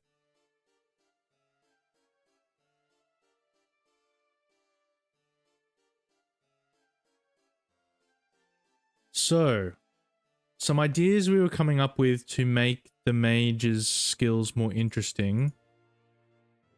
One idea was that in my game Bombra, elemental bombs would... you'd attack, you'd use them, and then they would create a weakness to the next element in line. So if you did it right and did multiple elemental bombs in a row, you could keep the damage high, because you could go, you know, so for instance, we've only got our 3 elements. So you do the fire attack, which then makes them weaker to earth attacks, let's say. So fire, then so then you follow up with an earth attack, which then makes them more susceptible to water attacks. One of the reasons why I didn't like this idea is because then it kind of defeats the purpose of giving enemies elemental weaknesses and strengths, right? Because that system would negate the whole thing. And the only character that does elemental damage is the mage. So the elemental strengths and weaknesses only come into play with the mage. So if the mage ignores all of that because the spells inflict a status that completely changes their elemental weaknesses, it's kind of pointless.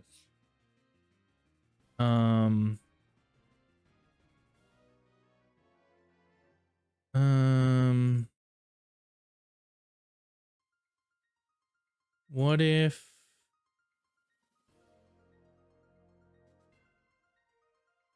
See, what would be cool, but is like more complicated, is like a system where, which I think is present in like Octopath Traveler or something, where if you hit that weakness, it opens them up to other things. So like it can stun them if they're hit on that weakness enough times, or you know, it lowers their defenses, you know, which would open the way for the other party members to be able to do more damage with their attacks.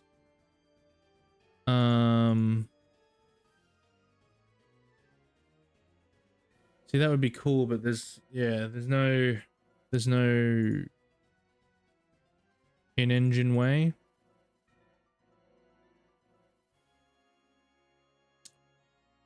How could we do it? So let's think. I mean, we could have elemental statuses. So like, you know, if you hit with a fire attack, you get the burning status effect. And what does the burning do? Well, it just slowly decreases your HP, much like decay. Water, you know, the same way the water boss can drown, you know, inflicts the drowning status, that drains your AP, but enemies don't have AP. So maybe it just drains MP. But then for Earth, what does the Earth do? What does the Earth do? You know, I don't... Maybe it just lowers defense. Maybe it's just something that lowers defense. So Earth. So you know, so that could be interesting. And yeah, so maybe those status effects don't come into play until these higher level spells, the level 6 and level 9 magic.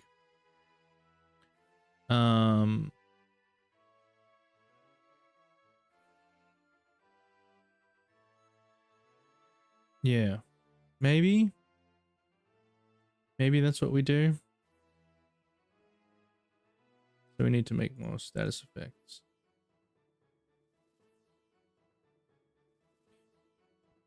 See, and the water one's good, right? The water one, draining mana, like that would be pretty handy, because if it completely drains the enemy's mana, their AI is built to not do anything except recharge their mana for the next turn, so that way they have mana to be able to use more skills. So that could be a thing. Because let's think about it. So in the first temple, you're using fire spells. Well, it kind of sucks because when you reach the fire temple, you'll only be using water spells. So this is the problem that I've sort of painted myself into. So yeah. Maybe it always, with all the skills, has a chance to inflict these states, but the higher level ones have a much higher chance of proccing it. Maybe we do it that way. Yeah, why don't we do it that way? So that way, yeah, you're using the spells throughout each dungeon, and you're getting these status effects on them as well. Okay. So, oh, we already have burning. That's a different burning. Scorched.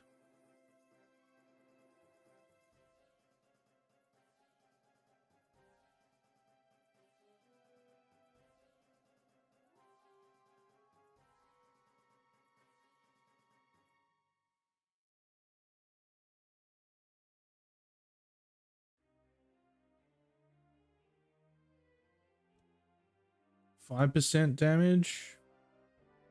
That can be considerable.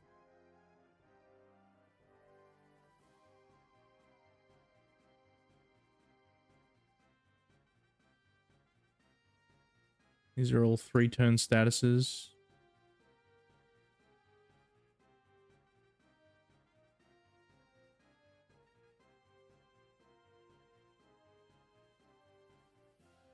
Oops, not plus 5%. Needs to be negative 5%. So scorched, drenched.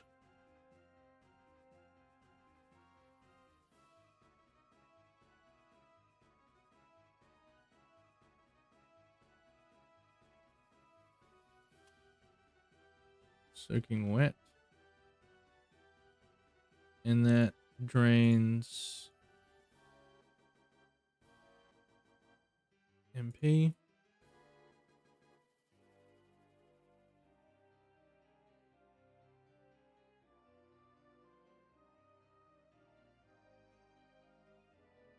Do we make it maybe?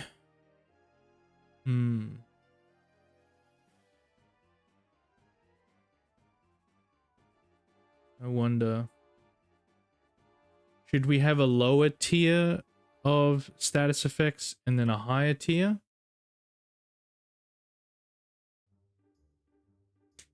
Maybe.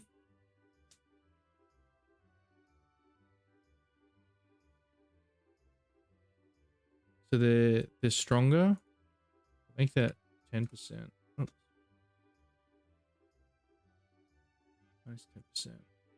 So they're gonna lose 10% of their MP every turn. So that's pretty good. It's pretty good. Scorched, drenched. What's the earth one? Dirty?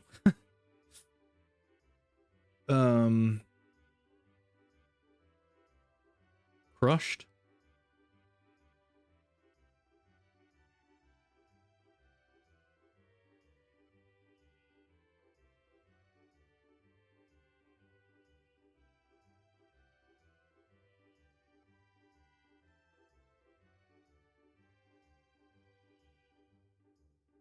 Is crushed.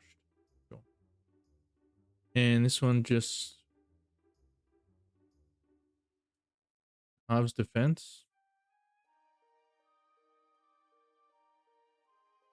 See, this is the problem. We already have a skill that does this, don't we? State.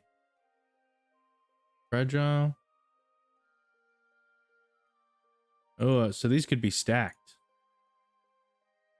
Right, fragile and crushed. I mean, what else could it possibly do? What other negative effects could we have?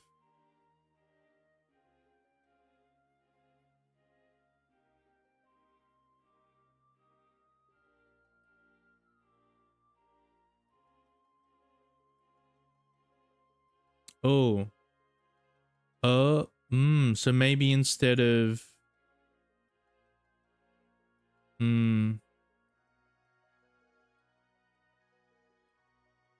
is it that their defense is weakened or that they're more susceptible to physical damage?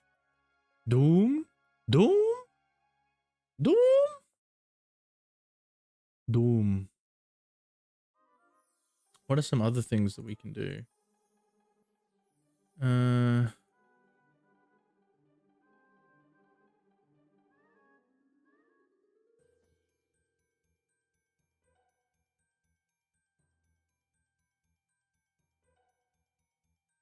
So we could lose evasion rate.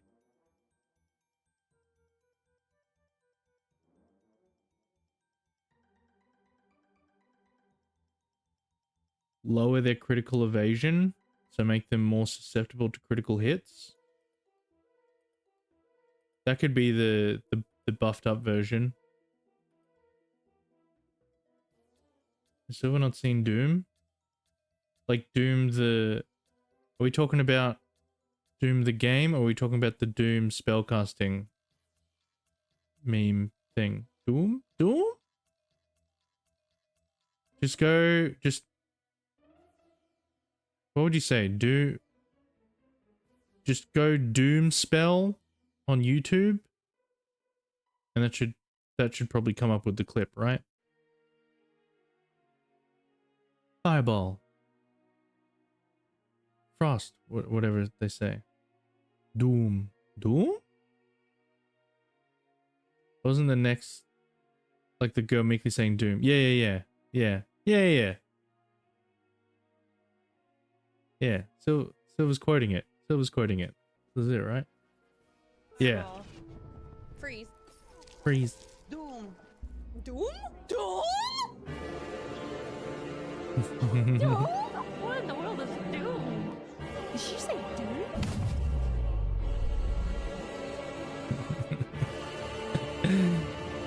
It's so good.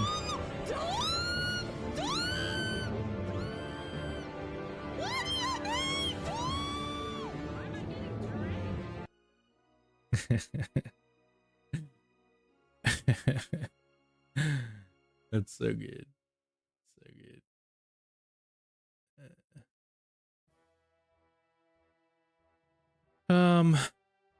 Okay, yeah, so we're gonna we're gonna have 2 tiers. 2, 3. We're gonna have 2 tiers of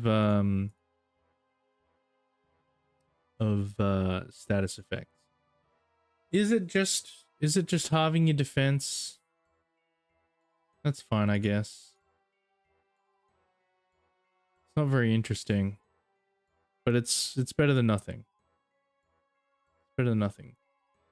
So, because these are weaker versions of the state, we're gonna make them 50%. Scorched, drenched,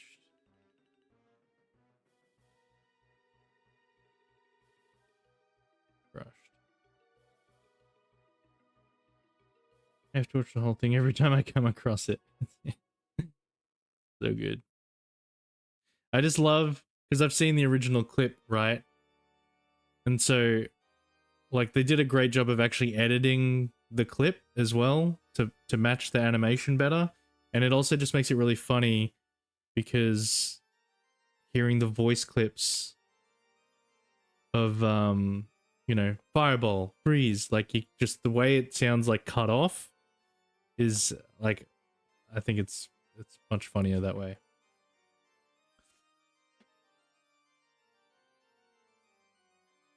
But the ones that hit all enemies are less likely to proc.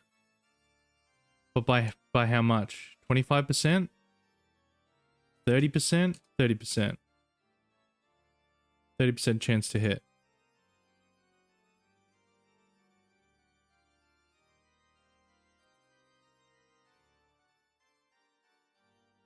Crushed. See, and what's cool then, right, is that if you're using the different tiers of the spell, you can, you know, drench them and then also hit them with the higher version of it, the stronger version, so that they're both stacked on top of each other. So I think that does make it interesting enough. If we take that, so what's better than scorched? Burnt.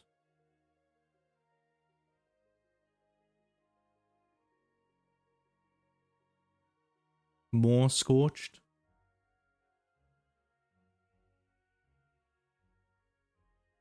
Scorched, burnt, fried, round mound of pound, melted.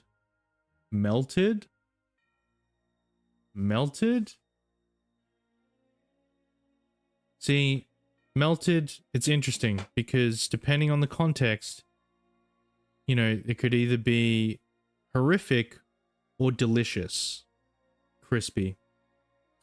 Because melted, you know, if I'm thinking in like a lava sense, like, you know, and it's like literally turning metal, solid metal into liquid, because of how hot it is. You know, you're melted, your skin is melting off, nasty.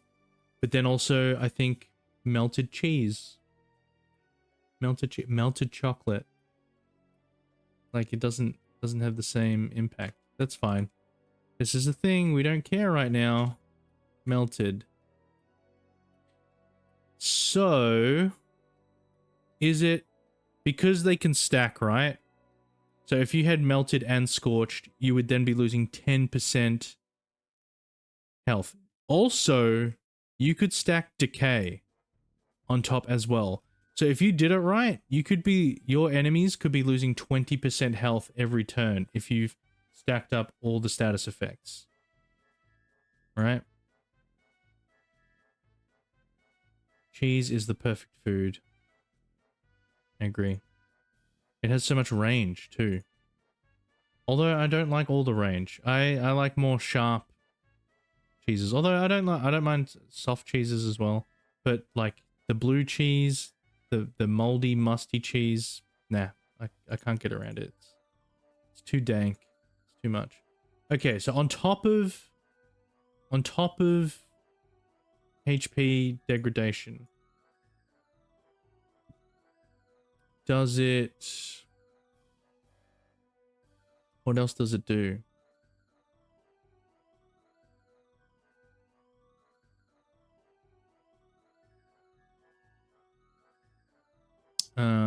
Lowers hit rate, maybe? So it kind of acts like a blind. Havati is the best. Havati Kadavra. Pavati? Is there... I feel like there's a Harry Potter character whose name is Pavati. What else?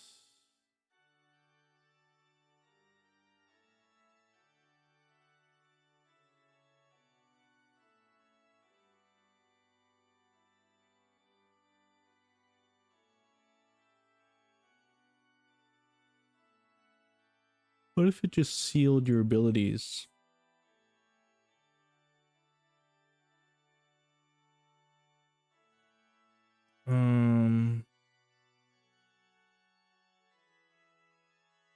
Well, look, we'll come back to it.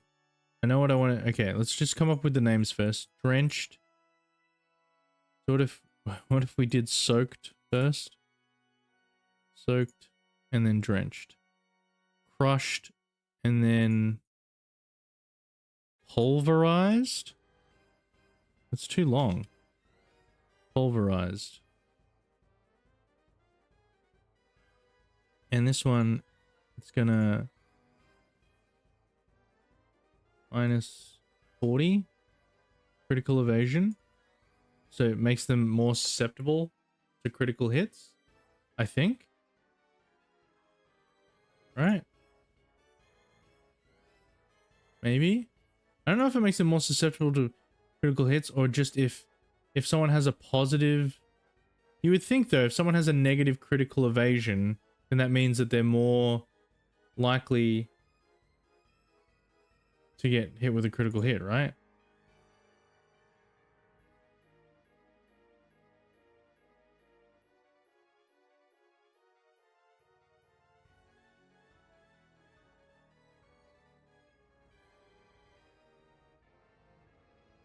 So MP regeneration and maybe lowers magic defense. Lowers magic defense. How many points do I need to spend to make your Pokemon song a hidden Easter egg in the game?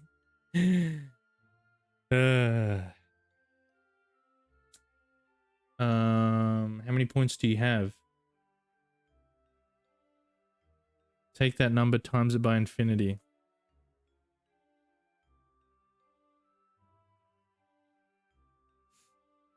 But seriously, how many points do you have? So lowers magic defense.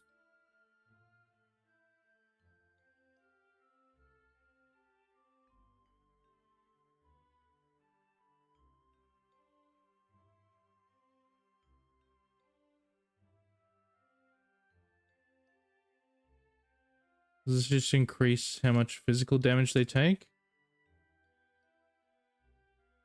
Why not? Why not? Does it last not as long? Nah, who cares? Alright, so we got that. And then same diff. It's 50%. %, 30%.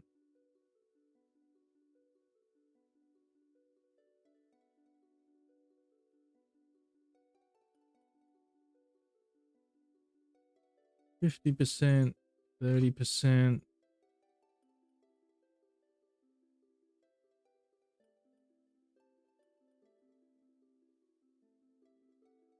50%.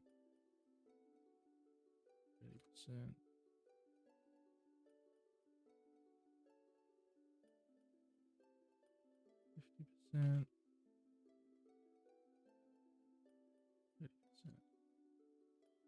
Okay. Only at 7.5k. Sorry, I was in an ad. I'm only at 7.5k points. What do you want? You want me singing Pokemon to be a hidden Easter egg? Where would I even hide that? 20k. But I'm not creating a thing to redeem it. Wait, no, I need to create a thing to redeem it. Because otherwise I can't take the points away from you.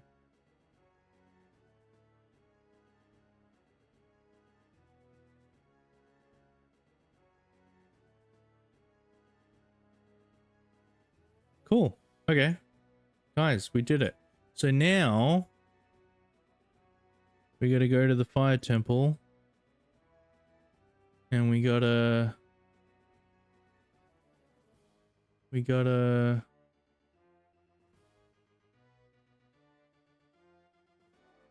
Who is this? Who is this?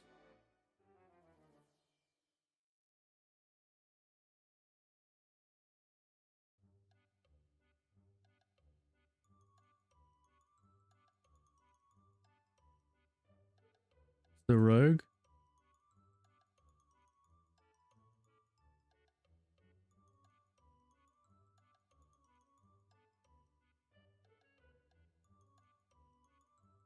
Change skill.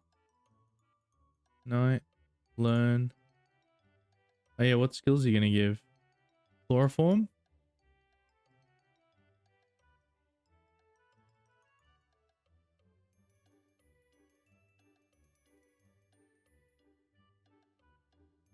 There's only one of each, right? Oh wait, there's multiple. There's multiple answers.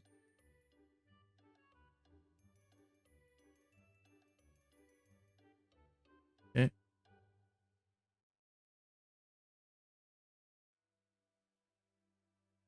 The mage.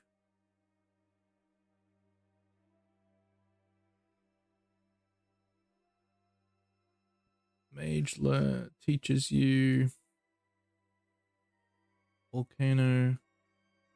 Right.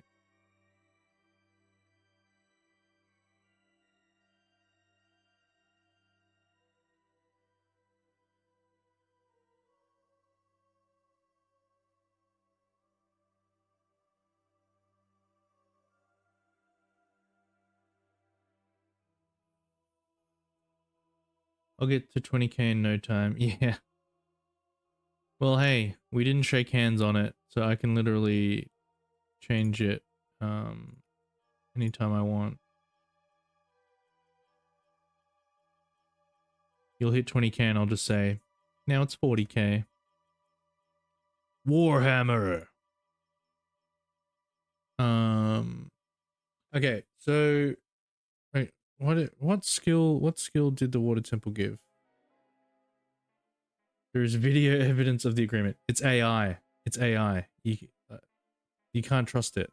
It's 100% an AI generated video. Heatwave Downpour Thunder. Okay, so we did do those ones. So it's not the best. I should do a 10th level spells. That's all right.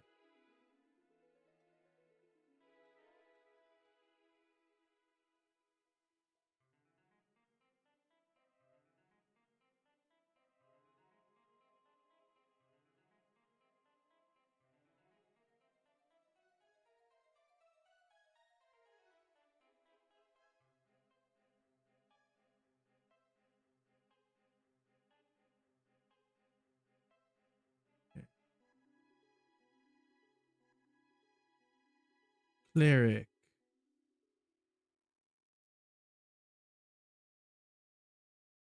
I guess the restore.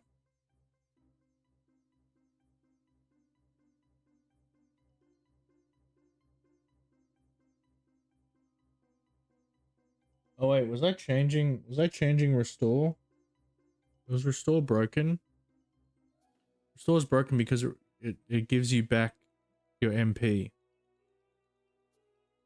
So maybe it only, so it costs MP, but it restores AP and HP.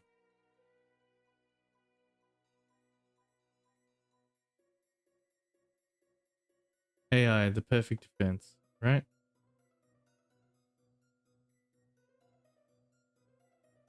What a terrible, terrible world we live in. Cool. All right. That's that.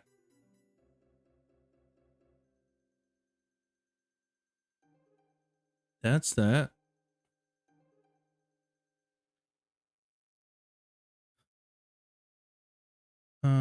Oh. Do I need to change the dialogue?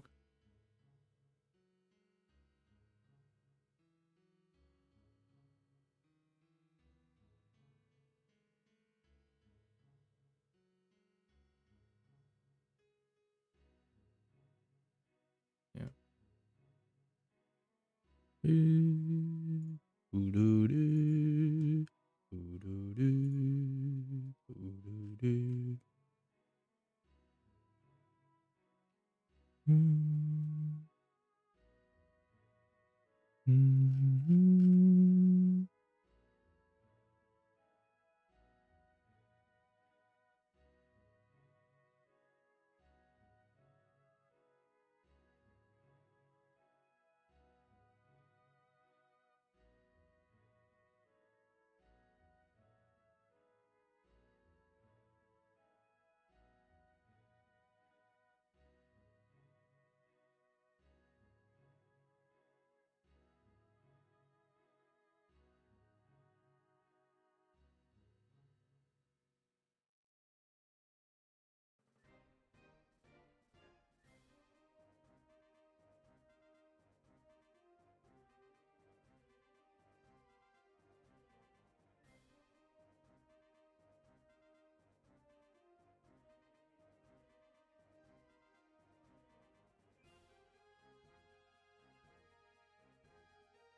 Okay. Cool. That's that.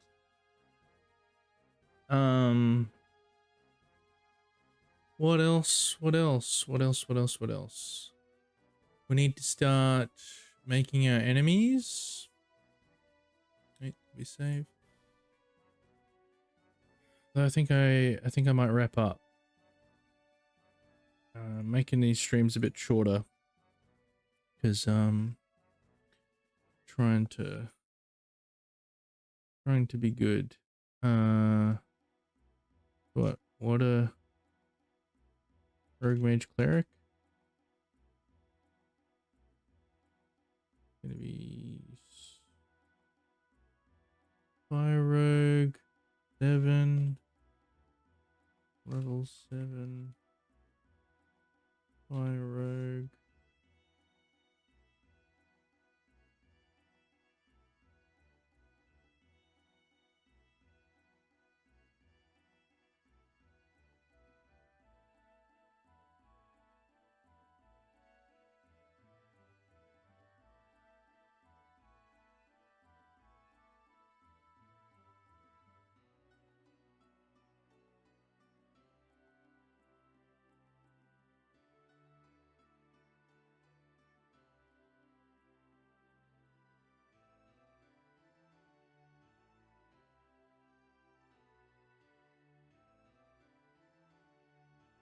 Level 7.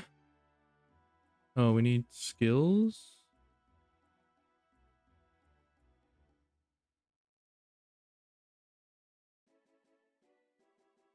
There, we take that. There. Take that. There. Take that. There. that there.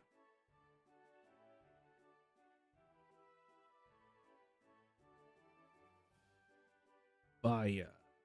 Fire. Fire. Fire. Fire. Fire.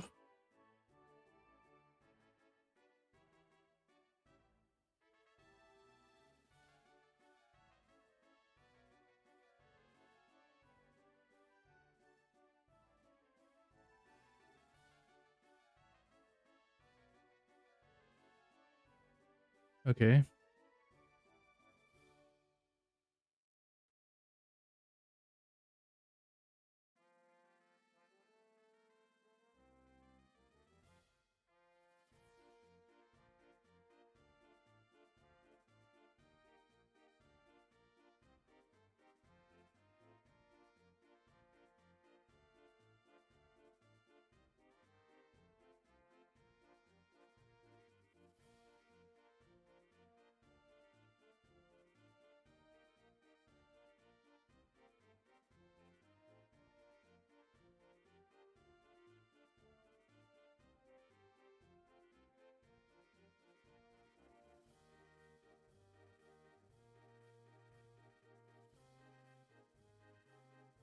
Okay. So all those skills are in, and then we just got to make a new one for each of them. So we're gonna do fire 1, 2.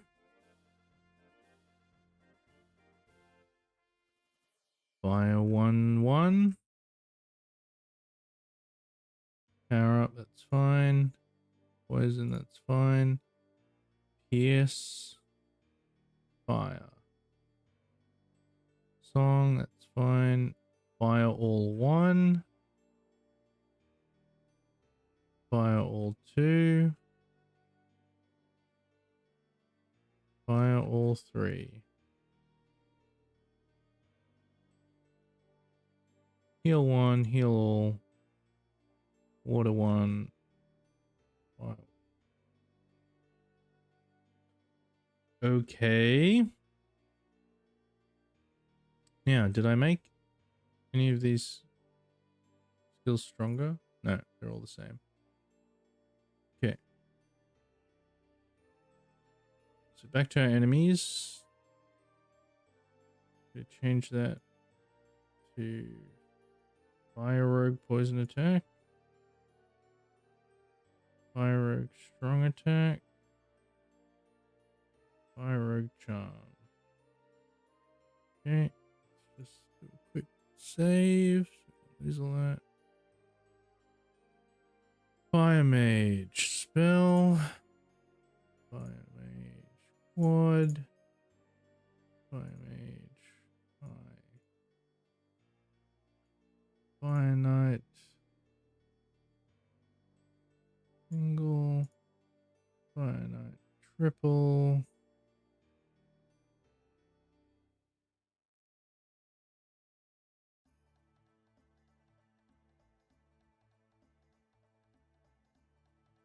Fire Knight buff. Okay. Fire Cleric heal. Fire Cleric heal. Fire Cleric triple. Okay. We have a baseline of all our dudes. Oh, we need to make new thingies. So XP 70. Where did we get 320 from? 160, 320. Are we doubling? I guess we're doubling. Yep. 40, 80, 160, 320. Bro, you're going to be swimming in gold. 640 gold for one enemy.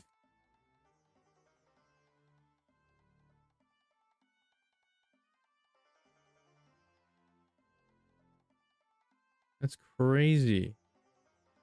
Now, you're going to be getting gold in the thousands by the end.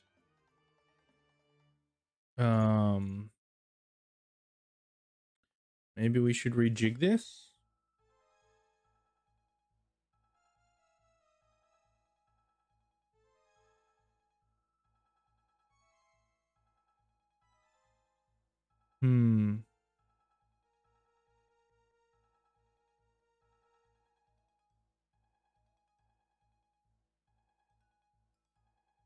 30.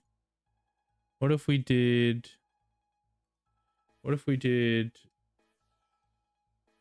30? Right? Because 3 is the highest level. But so it's 30 gold for every single enemy in the earth temple. Then for the water temple, it's all 60.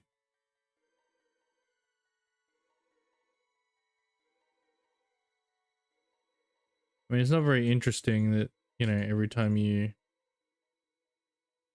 Maybe we'll go through later and just randomize the numbers a little bit to give it some flavor. And then this will be 120.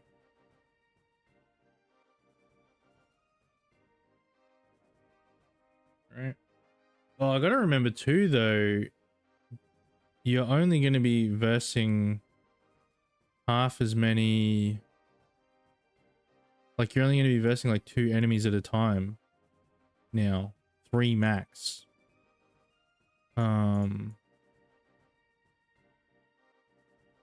So you're only getting like 240 gold a battle.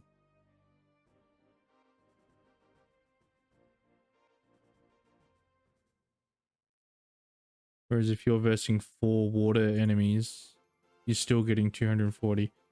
That's weird. That kind of keeps the gold at a steady rate. Should it be tripled? Should it be tripled? So 30 goes up to 90. Maybe we triple it. 90, 90, 90, 90, 90, 90. So when I go through later, maybe I'll literally just give or take a few gold from each side of 90, just so that when you finish your battles, you get, you know, a slightly more random number of gold to give it more feeling like, you know, it's sort of a random amount of gold that you're getting. Not this fixed amount. So what, 270? Am I creating the same problem again? No, because that's fine. Because it's going to be 270 for the fire temple. And then the crystal realm onwards will only be, what, 540? 600? 270? 540. Yeah, 540 gold. That's not too crazy, is it? I don't know.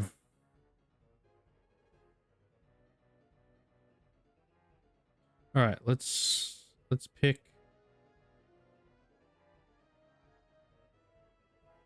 What's this? Our fire rogue. Who's our fire rogue gonna be? Yeah, we should pick a fiery.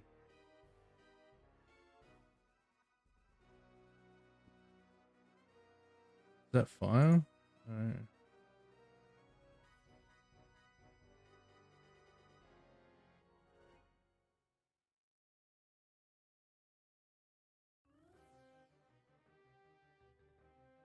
Fire rogue. So we're in a fire temple. Oh. A Cerberus? Maybe. For a rogue though?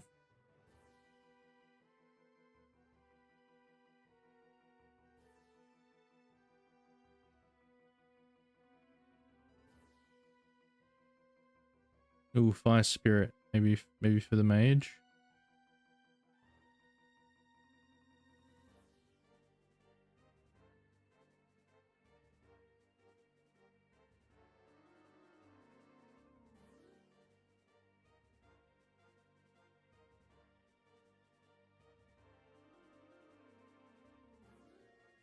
Birdman.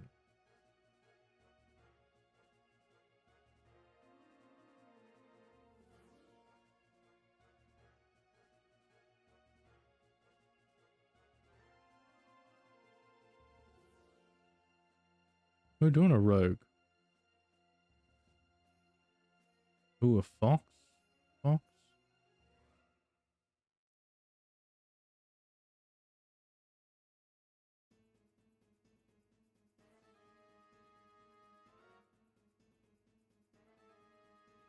Hmm. Not a rogue.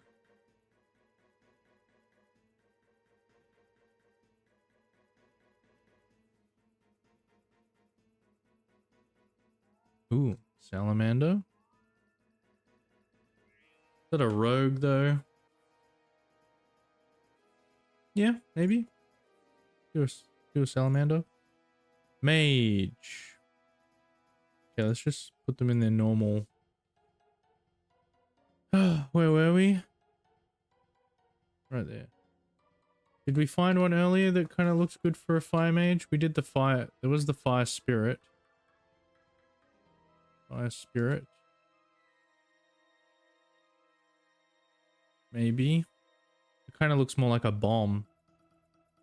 Which we don't really have a bomb type enemy. What do we... Still got a knight and a cleric. Knight and a cleric.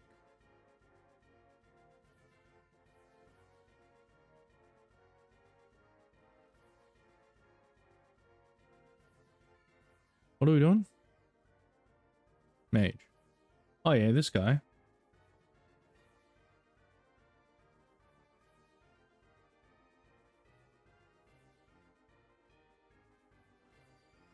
Ooh. Ooh. Oh, the phoenix could be the cleric. Yeah. Because, you know, it revives itself.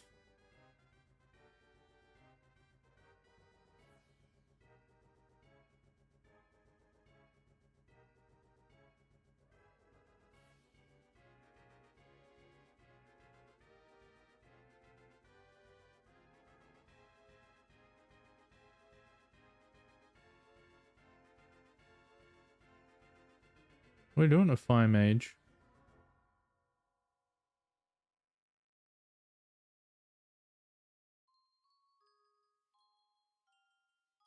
Fire mage. Hmm.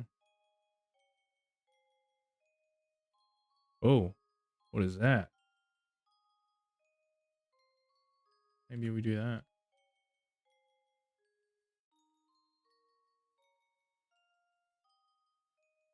Ooh, Ifrit? Looks too strong though. Will that be the knight? Maybe that'll be the fire knight?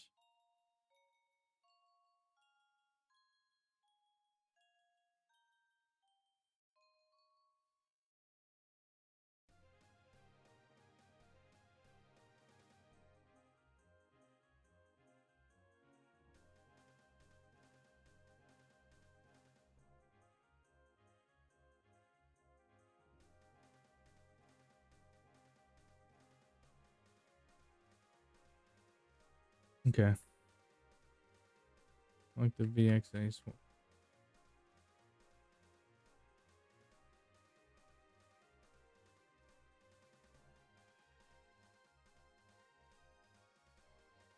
Ooh, do we do like a bit of a deeper red? Why not? What did we say the fire knight was? It's gonna be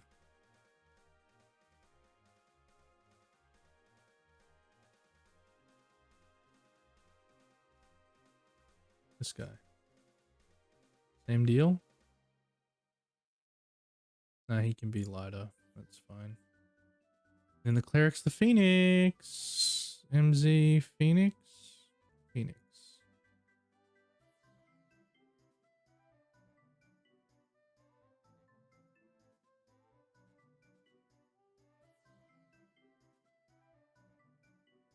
Cool. Groups.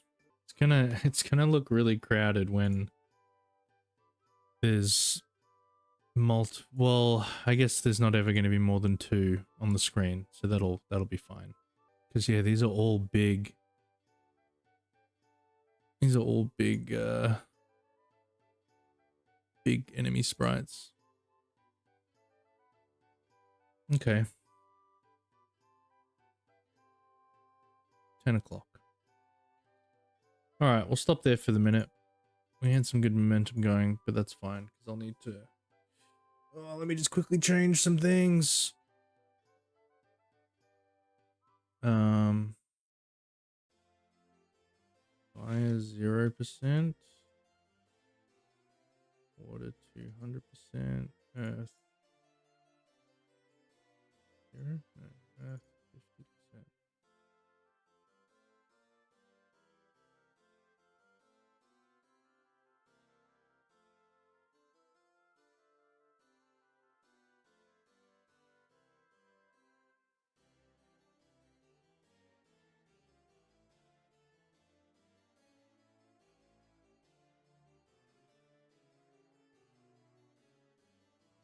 Right. So next time we've got to plug in the stats. Level 7 stats. We've got to create the extra skill for all of them. Then we need to also make the items that are going to be available at this point. The new set of items that you can get and that will be dropped by these enemies. And yeah. Wait. Oh, see, I want to just keep doing little things. Ground floor. This is the problem as well. The encounters become less interesting. Like, they're balanced in that you're not versing as many enemies, but then you have less enemy variety. There's less interesting enemy combinations. So I don't know whether I keep the enemies at 3 or whether I bring them down to 2 so that it's 2 on 2. It's kind of cool, actually. It's like their flames like feeding off of each other. I position it right. It's kind of looking like he's got the flames around him. It's kind of fun.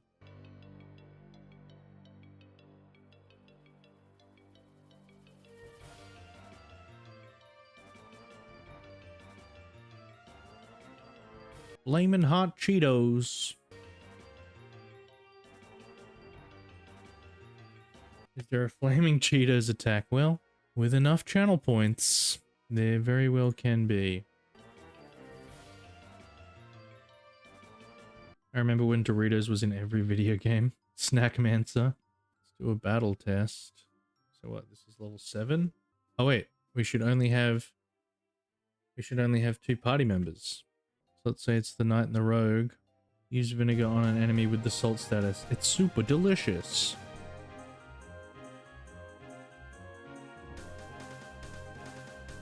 Wow, there's a lot of red on this screen.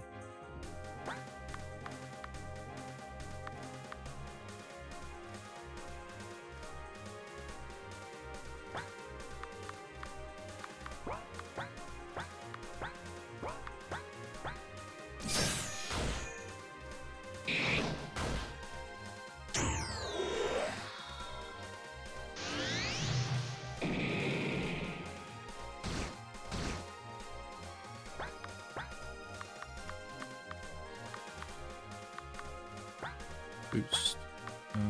Flurry.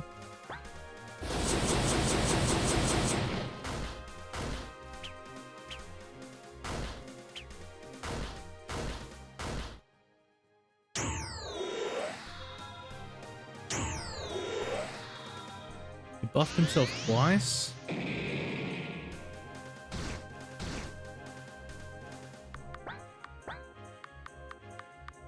Multi-slash.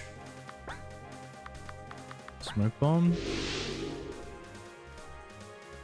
It didn't work.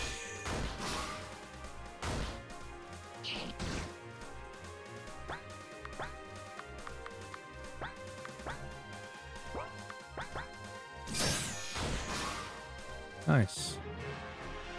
I mean, they don't have the right health or defense stats. So, but that was okay, and that looked pretty cool. We'll end it there for now. Wait, let me just do one more thing. Let me just do one more thing. Let me just do one more thing. Let me just do one more thing. World map. Encounters.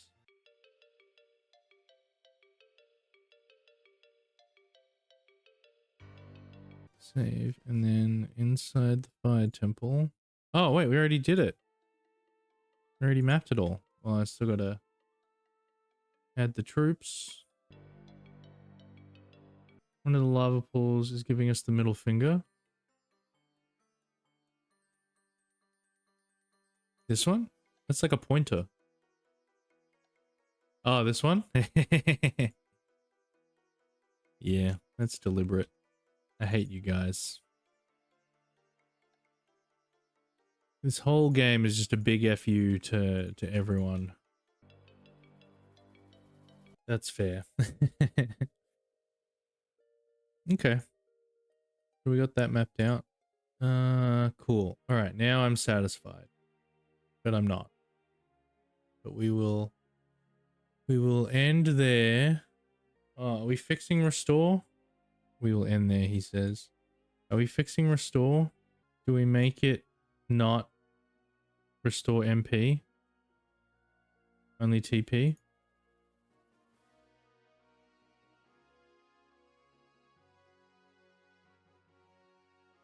Yeah. Otherwise it's broken.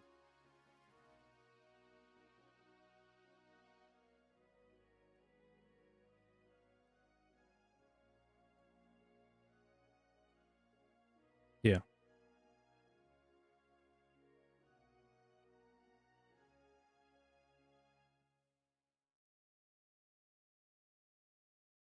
Okay. Oh, that's so... Wait. Because what does regeneration do? Boost MP and AP regeneration. That's... Okay. The knight is gonna be just so overpowered. So overpowered. It's kind of the point. Cool. Alright. Great work today, guys. What's going on with my hair? Looks like I'm wearing a wig. It looks like I'm on SNL and I'm wearing a wig that they wear all the time on SNL. Guys, thank you so much for coming today and for coming yesterday and for any other time you've come along. I really, really appreciate it. Whether you're watching me on Twitch or on YouTube or maybe in your dreams, if the fact that I'm on your mind at all, that really does mean a lot to me and I appreciate it immensely. Thank you for streaming anytime. Well, not anytime, only specific times that I tell you. Poker, thank you for coming. Thank you, Trailer. Thank you, Silver. Coco? Oh, and Netacat. Thank you, Netacat. It's so good to have you. And huge thank you to my lurkers as well. Really appreciate you. You to bomb. If you're watching on YouTube, please like the video. Leave comment down below. What's the hardest JRPG you've ever played? Why was it hard? What was so hard about it? Let me know.